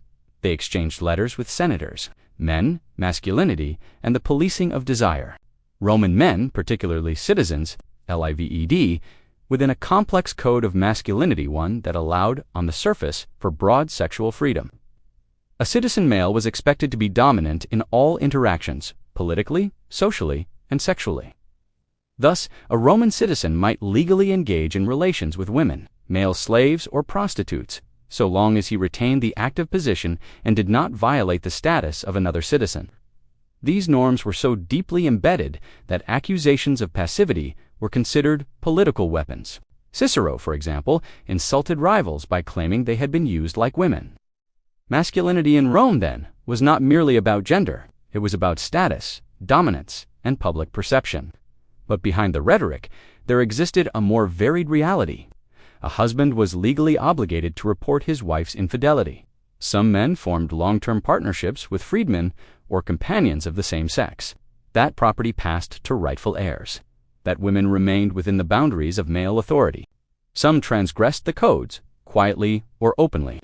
They could engage in affairs with lower-status partners without legal repercussion, so long as they respected the honor of other citizens, wives, or daughters. And some, like Hadrian with his beloved Antinous, elevated male companionship to imperial ritual. Still, the rules loomed large, and love, for many, lived within a delicate balance of secrecy and spectacle, prostitution, regulation, and the marketplace of desire. No examination of Roman intimacy would be complete without acknowledging prostitution, which was legal, regulated, and deeply woven into urban life. Brothels, known as lupinaria, existed in every major city. They were assigned a special legal status, infamous those without formal honor. Yet within this marginalized status, there existed degrees of distinction. Some worked in crowded brothels with little protection. Others operated independently or under the patronage of wealthier clients.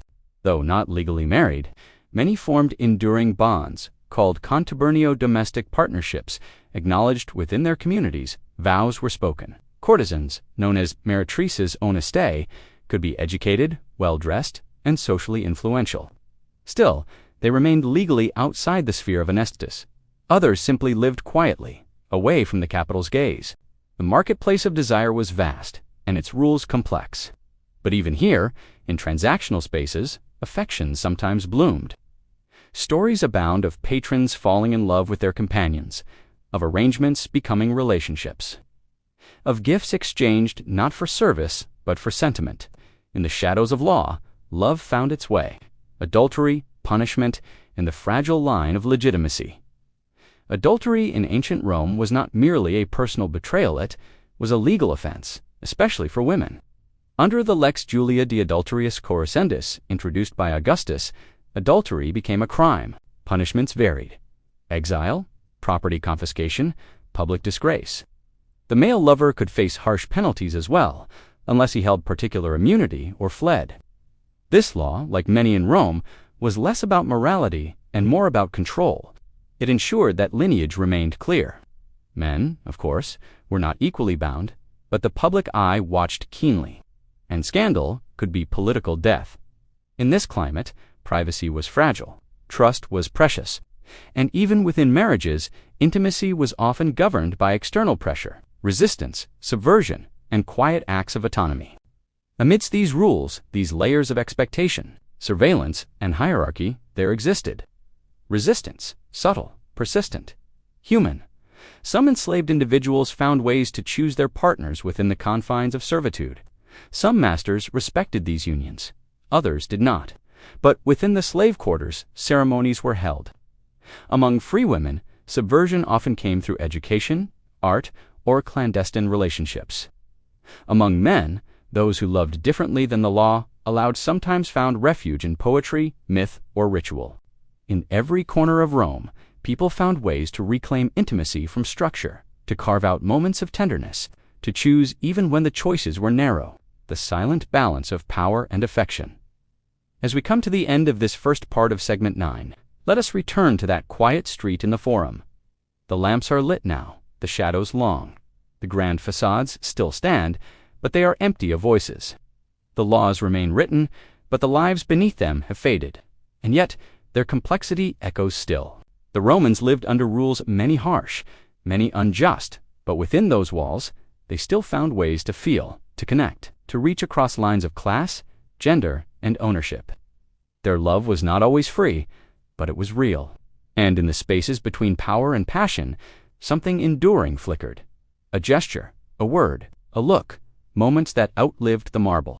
Laws of the body, shadows of the heart, the legal, cultural. Casting a silvery hush over the tiled roofs of Rome, you drift from the Forum into the quieter districts, where winding alleyways nestle behind great houses and smaller homes cluster like thoughts in a dream. This is a world not of temples or tribunals, but of private moments, shaped by deeply public systems. In this second and final part of Segment 9, we go deeper beneath the stonework of Roman society into the subtler currents of how law, custom, and reputation shaped what people could do with their bodies and their hearts. We look not only at institutions like marriage, adultery, and concubinage, but at the quiet language of shame and honor, at the paradoxes of same-sex love, at coercion, loopholes consent or the absence of it, at how humor sometimes protected taboo, and how, amid all this, humans still chose, not always freely, not always safely, but meaningfully. In this stillness, let us continue walking calmly, gently through the shadows of Roman order, listening for the emotions hidden behind its structures. Other forms of union usus or coemptio emphasized property, alliance, and legal clarity. Marriage, but not always, concubinage and legal love outside the lines. Marriage in Rome was a public and political act. A confarreatio for patricians involved sacred rites, but not all long-term partnerships followed this path. Some were concubinatus. These relationships were recognized, though not honored. Children from them were not legal heirs. Others maintained both a wife for ceremony, a concubine for comfort. The woman had no claim to the man's estate. A concubine was not a wife, yet neither was she considered a casual partner or prostitute. And yet, many such relationships lasted decades, especially between a freedwoman and her former master, or between a man of high rank and a woman considered beneath his class for legal marriage. Some emperors took concubines after their wives died. Roman society often viewed these unions as practical, even affectionate. She became suspect, not merely personally, but generationally. Her children might be viewed as illegitimate, her family tainted. They blurred the lines between love and law, between recognition and erasure. In this ambiguity, many lived out their lives not celebrated, but present, not honored, but remembered. The cultural architecture of shame, virginity, and reputation. In the Roman world, a woman's sexual history was not her own. A bride was ideally virginal not for spiritual reasons, but for clarity of lineage. If a woman's chastity was questioned, her reputation, her pudicitious, damaged. This pressure began early. Girls were watched closely, dressed modestly, married young. Even wealthy women who had some degree of independence were expected to maintain decorum. For a Roman matron, dignity was her finest jewel, and for those accused of losing it rightly or wrongly, redemption was rare. A single whisper could stain a name. And so, many lived lives of careful performance, of silence. Love letters passed through maids, rendezvous arranged under cover of market errands. Sometimes the shame was imposed not by action, but by assumption. A woman too witty, too curious, too educated might be labeled immodesta regardless of her life, and yet some wore this label like armor. Roman insults often accused rivals of passivity, not for their sexuality, but for perceived weakness. Myth was a refuge. Ganymede, the beautiful cupbearer of Zeus, was a symbol both of attraction and of the danger of being desired. They carved their names into tombs and walls. They claimed the word shameless as a badge of agency, and in doing so, they gave us rare glimpses of Roman womanhood unbent by convention. Same-sex love and the labyrinth of status in ancient Rome, same-sex intimacy was not automatically condemned, but it was not free either, but constrained by status, by role, and by the ever-present gaze of propriety. The key question was not the gender of the participants, but their status and role. For men, as we saw earlier, to be the active partner in a same-sex act was tolerated and expected in some youthful phases. To be the passive partner, particularly as a free adult male, was shamed. Such behavior, if public, could destroy reputations. Love poems between men existed, but were often couched in metaphor. Among women, same-sex relationships are less documented. Roman writers mention them only rarely, often with mockery or disbelief. Yet in the quiet lines of poetry, in the records of female friendships and shared tombs, we find hints of companionship beyond the expected, of bonds not explained by household roles. And so, like many aspects of Roman life, same-sex love lived in the margins, not forbidden outright. Consent and coercion, in a world without a modern lens to explore the Roman world's understanding of intimacy, is also to acknowledge that consent, as we know it today, was not a dominant framework. Power was the axis. If a man had power over another by rank, by law, by gender, he had access. Whether that access was accepted willingly was often immaterial to the law. An enslaved woman had no legal means to resist. A concubine, while not enslaved, had few options if she displeased. A wife, especially in earlier Rome, was expected to submit her body, seen as part of the marital contract. Some women refused advances, even at personal cost. Some enslaved individuals formed partnerships by mutual choice, despite the structure. And in rare legal cases, the courts acknowledged boundaries, especially if violence or social scandal was involved. But largely, the Roman world operated on a hierarchy of access, not a code of mutuality. Desire followed structure, not emotion. And yet, stories exist, fragmented, rare, but resonant, of people finding their own lines of negotiating presence, of reclaiming voice. Even where the law was silent, the comedy of control, satire, gossip, and sexual norms, where the law was rigid, laughter often offered escape. Roman satire, from writers like Juvenal and Martial, reveled in exposing hypocrisy, mocking pretension, and revealing the supposed filth behind polished marble. These works are full of sexual innuendos, sometimes harsh, sometimes playful. Martial jokes about lovers' quirks. Juvenal rails against moral decay. Even Cicero in court could wield sexual rumors as rhetorical weapons. Gossip was not idle, was a social force, a way to enforce norms, to punish without trial. A woman too bold might be the subject of whispered tales. A man with unconventional preferences might find his political career stalled. But humor also served as a kind of release valve. By mocking the extremes, society reaffirmed its ideals. By laughing at transgression, it kept real rebellion at bay. And yet, within that laughter, truth sometimes crept in. The satirist, though cruel, often revealed what law refused to admit: that people desired, feared, longed, and hid. That they were rarely pure. Vestal virgins, if found guilty of breaking their vow of virginity, were buried alive. But always human. Religion, superstition, and the moral policing of intimacy, Roman religion, as we have seen, was entangled with intimacy from Venus to Priapus, from fertility rites to household gods, but it also played a role in moral discipline. Certain festivals, like the Lupercalia, celebrated sexuality openly, with runners whipping women in jest for fertility. Yet over time, these practices came under scrutiny. With the rise of imperial authority, religious reform often mirrored sexual reform. Augustus himself passed laws to restrict adultery and promote marriage, not just for policy, but for moral narrative. He punished his own daughter, Julia, for her alleged promiscuity. He shut down private cults considered to free. The state began to take interest in what happened behind closed doors, using religious language to justify intervention. Even magic and love spells, once common charms, were outlawed. Priests had to be chaste. Sexual behavior became not only personal, but sacral part of the health of the state.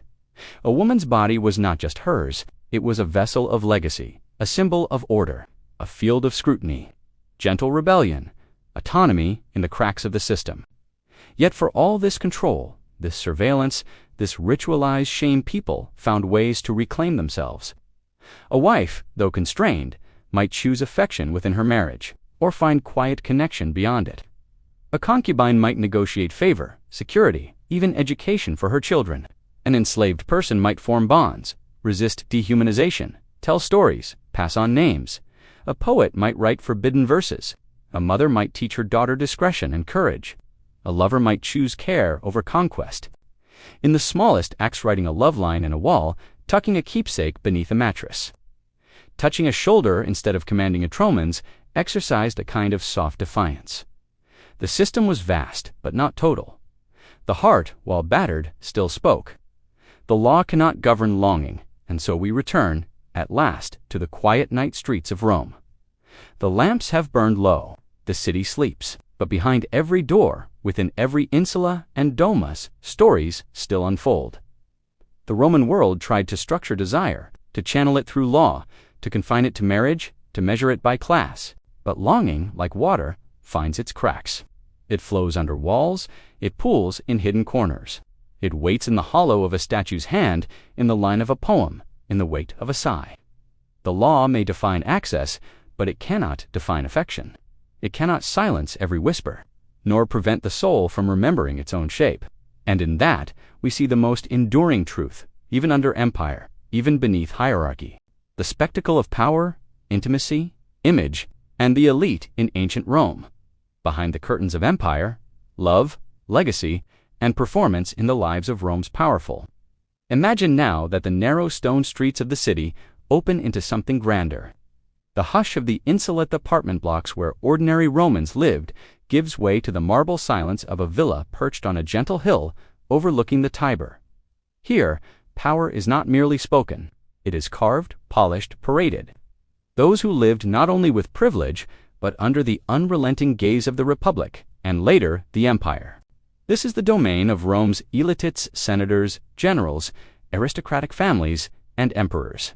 In this segment, we will explore the fascinating contrast between public expectation and private reality.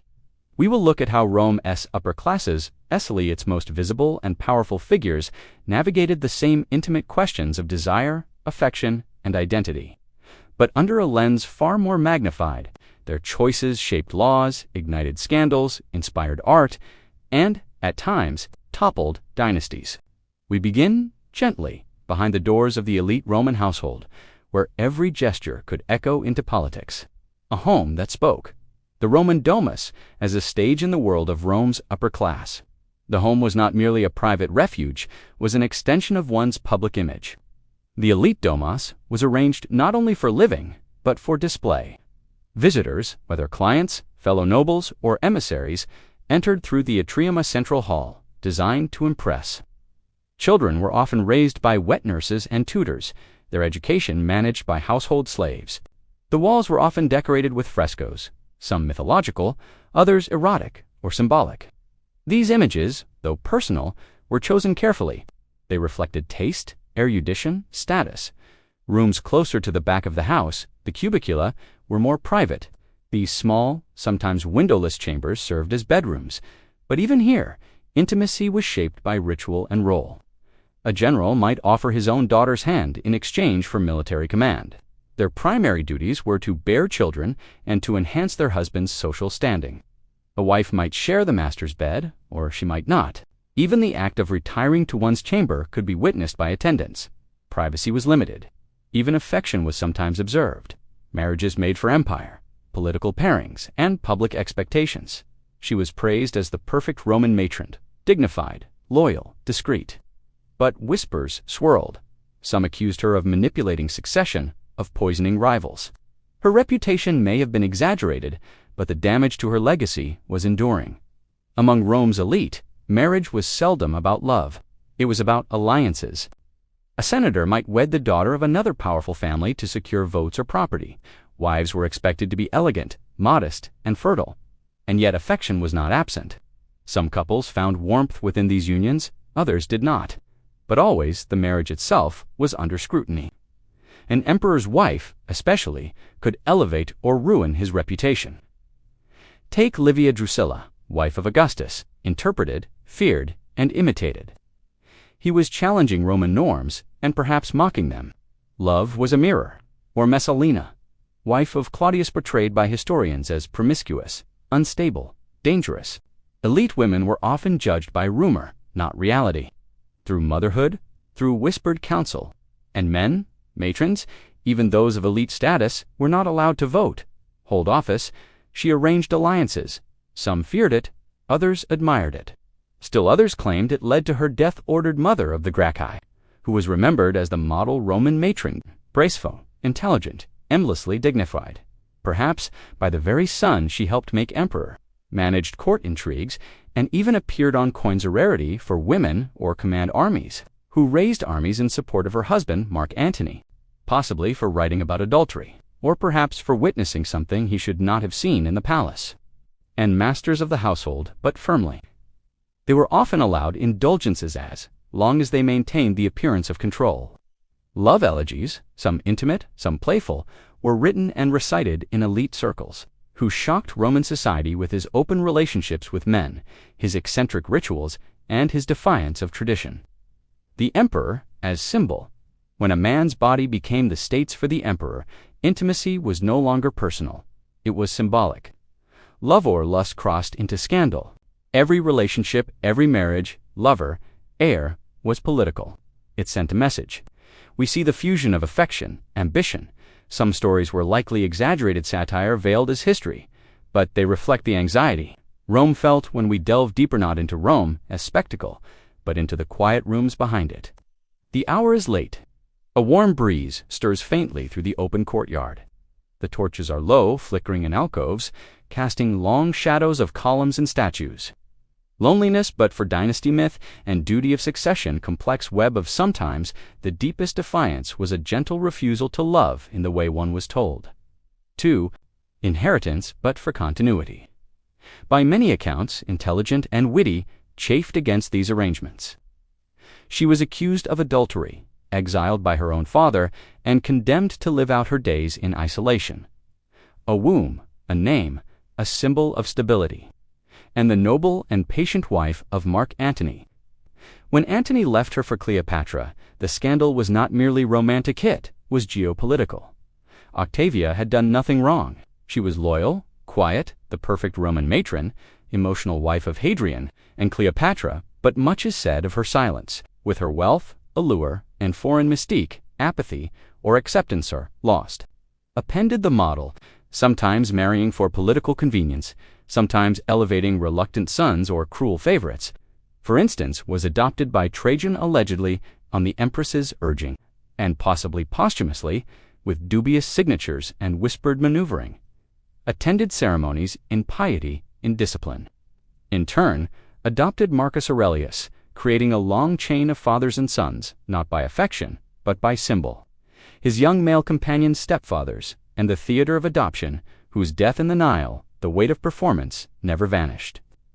Not all these relationships were cold, led to one of the most extravagant displays of grief in Roman imperial history, and held the title of Augusta, marrying his daughter Julia off to several powerful men, first to Marcellus, then to Agrippa, and finally to Tiberius. Manipulation, and beyond the courtyards, behind closed doors where no eyes dare linger, lay the private burdens of the most public people in the world. Performative burden of the imperial marriage is a mirror, a decision born perhaps of duty, but reportedly marked by camaraderie. They ruled together, traveled together, and navigated plague and war side by side. Image power, the question of who would follow the emperor, was not just a political dilemma, was a deeply personal burden, mixed with desire to openly and responsibility. Wife of Septimius Severus, philosopher empress, who corresponded with scholars, the first emperor, understood this well. His own path to power had been marked by adoption, alliances, and strategic marriage, shaped imperial policy, and patronized the arts. When Augustus promoted family values and punished adultery, he was not merely reforming society, he was rebranding the empire. When Nero married to men in public ceremonies, once as bride, once as groom, he wasn't merely indulging private desires. When Hadrian openly mourned his beloved Antinous, erecting statues and temples in his honor, he was crafting a myth of eternal youth, of divine beauty, of love made immortal. These choices were observed. For the emperor, what he chose to love shaped what Rome was allowed to feel. The Augusta bore immense pressure. She was to be chaste, fruitful, decorous, yet influential behind the scenes, and what he failed to love could start wars or end dynasties. Women of power, empresses, Roman women, but they could influence through family. An empress like Agrippina, the younger mother of Nero, wielded immense soft power. Her ambition was legendary. The boundaries between maternal duty and political manipulation were thin. Then there was Julia Dumna, or Fulvia, or Cornelia. These women shaped history quietly, and in their relationships, scandal and spectacle. When love crossed the line, elite Romans lived under constant observation. And sometimes the poet Ovid was exiled. The emperor Caligula was rumored to have committed incest with his sisters, to have made a horse a senator, to have built floating palaces for orgiastic pleasure. Then there was Elagabalus. He reportedly married a Vestal Virgin Anne, act considered sacrilegious, and took male lovers into the palace openly. His reign ended violently. Rome was willing to tolerate indulgence, but not disruption. Love, for the elite, had to be legible, controlled, performative. When it became unpredictable, it became dangerous. The art of romance, poetry, portraiture, and the image of desire. Even the highest nobles indulged in the arts of seduction and memory. Portrait busts were commissioned not only to preserve appearances, but to hint at affection. Poetry was exchanged, especially among the literate class. Many aristocratic women were taught to read, to write, to debate. Some used this knowledge to compose verse, others to craft letters to absent husbands or secret lovers. In this, intimacy became an art, curated, refined, shared but only within the bounds of taste. And yet, between the lines, emotion flickered, sometimes raw, sometimes sincere. Even among the marble and ceremony, there lived the tremble of the real, the private within the public. As we conclude this first part of our final segment, let us once more step into the silence of the night. Imagine the chambers of the Palatine Hill, where emperors once whispered into the dark, where marble floors cooled bare feet, where power and longing shared a bed, where love was weighed against legacy.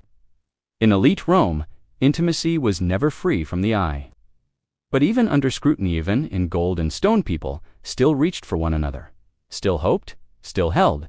Even emperors, for all their might, could be haunted by the need to be known. And in that, they were human still.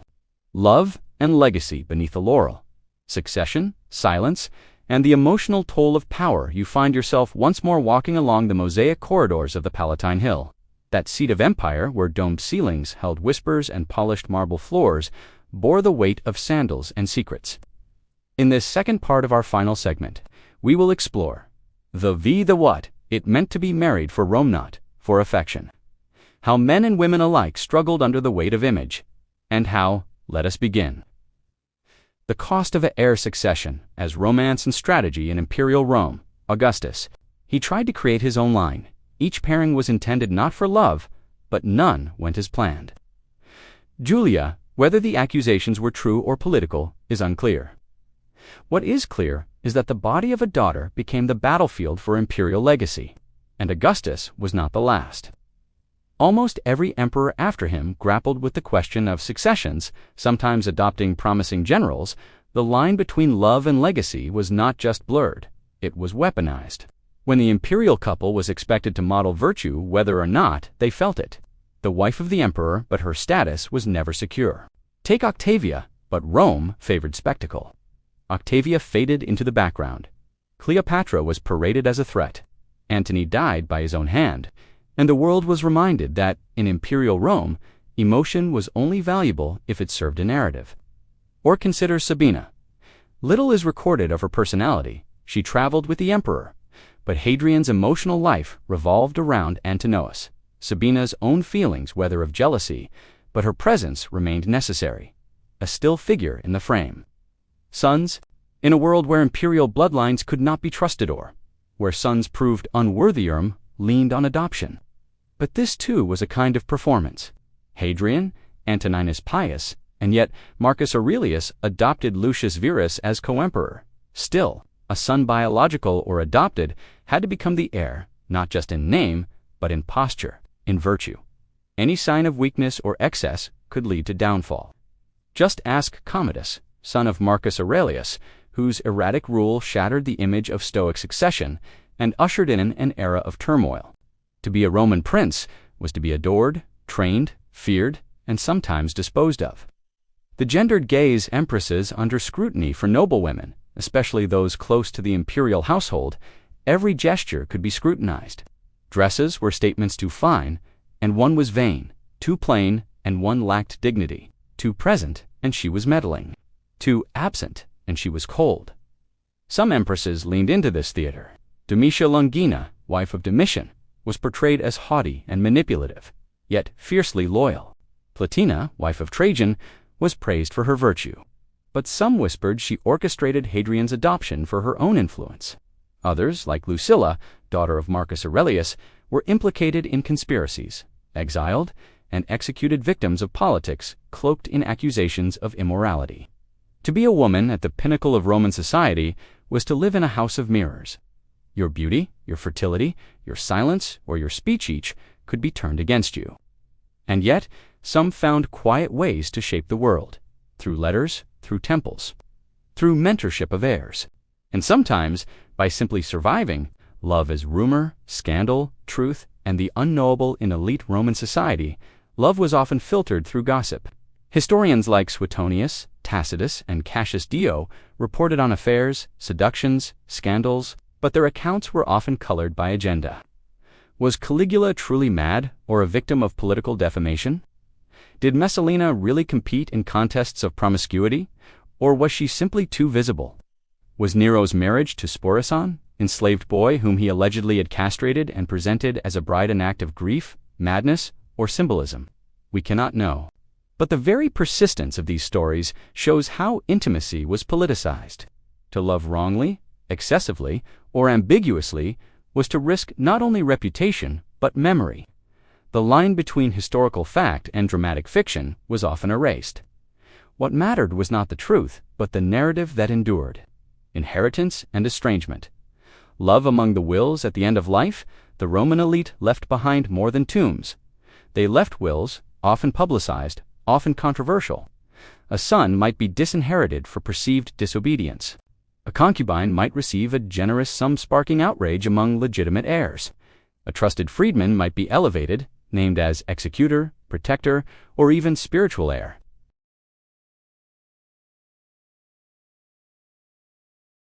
Who mattered? Who had fallen from favor? Who was remembered? These choices could outlive monuments. They became tools of vengeance or reconciliation. Sometimes they corrected what public life had demanded be hidden. A daughter praised in a will might have been dismissed in court. The Roman elite, so bound by image and life, sometimes spoke honestly only in death. The myth of control, spectacle, and the fragility of emotion in all these patterns. The marriages, the adoptions, the rumors, the ceremonies, there lingers a quiet tension. The myth that power can control love, that image can contain affection, that performance can replace presence. But love, even constrained, persisted. Sometimes it bloomed quietly in a tutor's kindness, in a sibling's defense, in a marriage that somehow grew tender through time. Sometimes it was denied but remembered. Sometimes it was forced but softened. In the marble busts and faded scrolls, in the fragments of letters and eulogies, we glimpse real longing, real fear, real grief, and that, perhaps, is the quiet contradiction of Rome's elite. They commanded armies, passed laws, shaped civilization. But still, they waited at night behind curtains, wondering who truly knew them, and who loved them, not for their name, but for their heart. Curtains drawn, the final veil of intimacy, isolation, and endings among Rome's elite let us return once more to the heights of the Palatine Hill, where night deepens across the city of Rome. The torches have been extinguished now, and the breeze that once stirred silk curtains has grown still. From the tiled roofs of villas, the city below glows in silence. The laughter of taverns, the murmurs of lovers, the shuffle of night watchmen, all now softened by distance, by sleep, by time. In these last moments of our journey through the intimate lives of Rome's elite, we draw the curtains gently, respectfully, and with a sense of finality. This final part of Segment 10 will explore the architecture of elite loneliness, the quiet rebellions of private desire, the roles of art, ritual, and legacy in softening impermanence the lives of those who outlived the public stage, and the final human truth that even in the highest towers of power, one remains, at last, only a person. Searching for peace? Let us begin in a garden, where one man sat and watched the roses bloom years after his triumphs had faded. The emperor alone. Power, distance, and the withering of affection imagine Hadrian in the final years of his life. But in his final letters, there is no pretense. Once a vigorous traveler, architect, soldier, and patron of the arts, he now wanders slowly through his villa at Tibur, a vast palace with courtyards, baths, and libraries built in imitation of the cities he once loved. His health failing, his heart long weighed by the death of Antinous, he finds himself increasingly isolated. Even surrounded by marble, servants, and ceremony, there is a hollowness. Hadrian wrote poetry. He commissioned statues. He honored Antinous as a god. He refers to himself as a soul about to depart, pale, naked, trembling. This was not the emperor's voice. It was the man beneath the laurel. One could find, in the end, that love, once lost, could not be replaced by monument. The unloved and the overlooked. Voices we almost missed in the grand historical scrolls. Much is written of emperors, generals, and consuls. But among the elite were also those who never held power, yet whose lives quietly touched it. Consider the daughters passed from one political marriage to the next, teach time renamed, redraped, presented like a promise, or the noble sons overlooked for adoption, destined never to inherit, always to orbit the son of another, or the noble freedwomen, elevated by favor but dismissed in the annals, or the artists, scribes, and tutors employed by the elite, those who glimpsed the heartache behind the veil. Among these, stories of quiet longing and fleeting connections emerge. A letter preserved in a villa cellar, never sent. A ring engraved with initials, worn long after its giver had gone. A mourning cloak folded away, its fibers bearing years of unshed tears. These were the margins of empire, not written in marble, but in the softness of cloth and the stillness of rooms. Private rebellion, when love refused to conform? Now and then, a Roman elite stepped out of the expected script, not with speeches, not with riots, but with a quiet refusal to be only what was demanded. There was Julia Livilla, banished for affairs not approved. There was Elagabalus, who wore silk robes and married outside convention, defying gendered roles with unapologetic flamboyance. There was Cornelia, who refused a second marriage after her husband's death, focusing instead on raising sons who would shape the Republic's fate. And there were countless other slovers who stayed despite scandal. Children adopted out of affection rather than utility, wills rewritten to favor the heart instead of the name. These moments, small, easily erased, were acts of intimacy against the machinery of image. They were the heart's rebellion, soft, unrecorded, but real. After the applause, retirement, and the withering of roles for those elite Romans who survived the peak of their fame, life did not always offer peace. Their choices were still referenced, their past loves judged, their children maneuvered.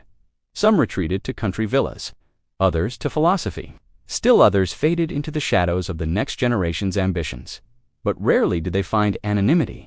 Even in retirement, their names carried weight. For an empress whose husband had died, life often meant watching another rise. For a senator past his prime, it meant being consulted, then ignored.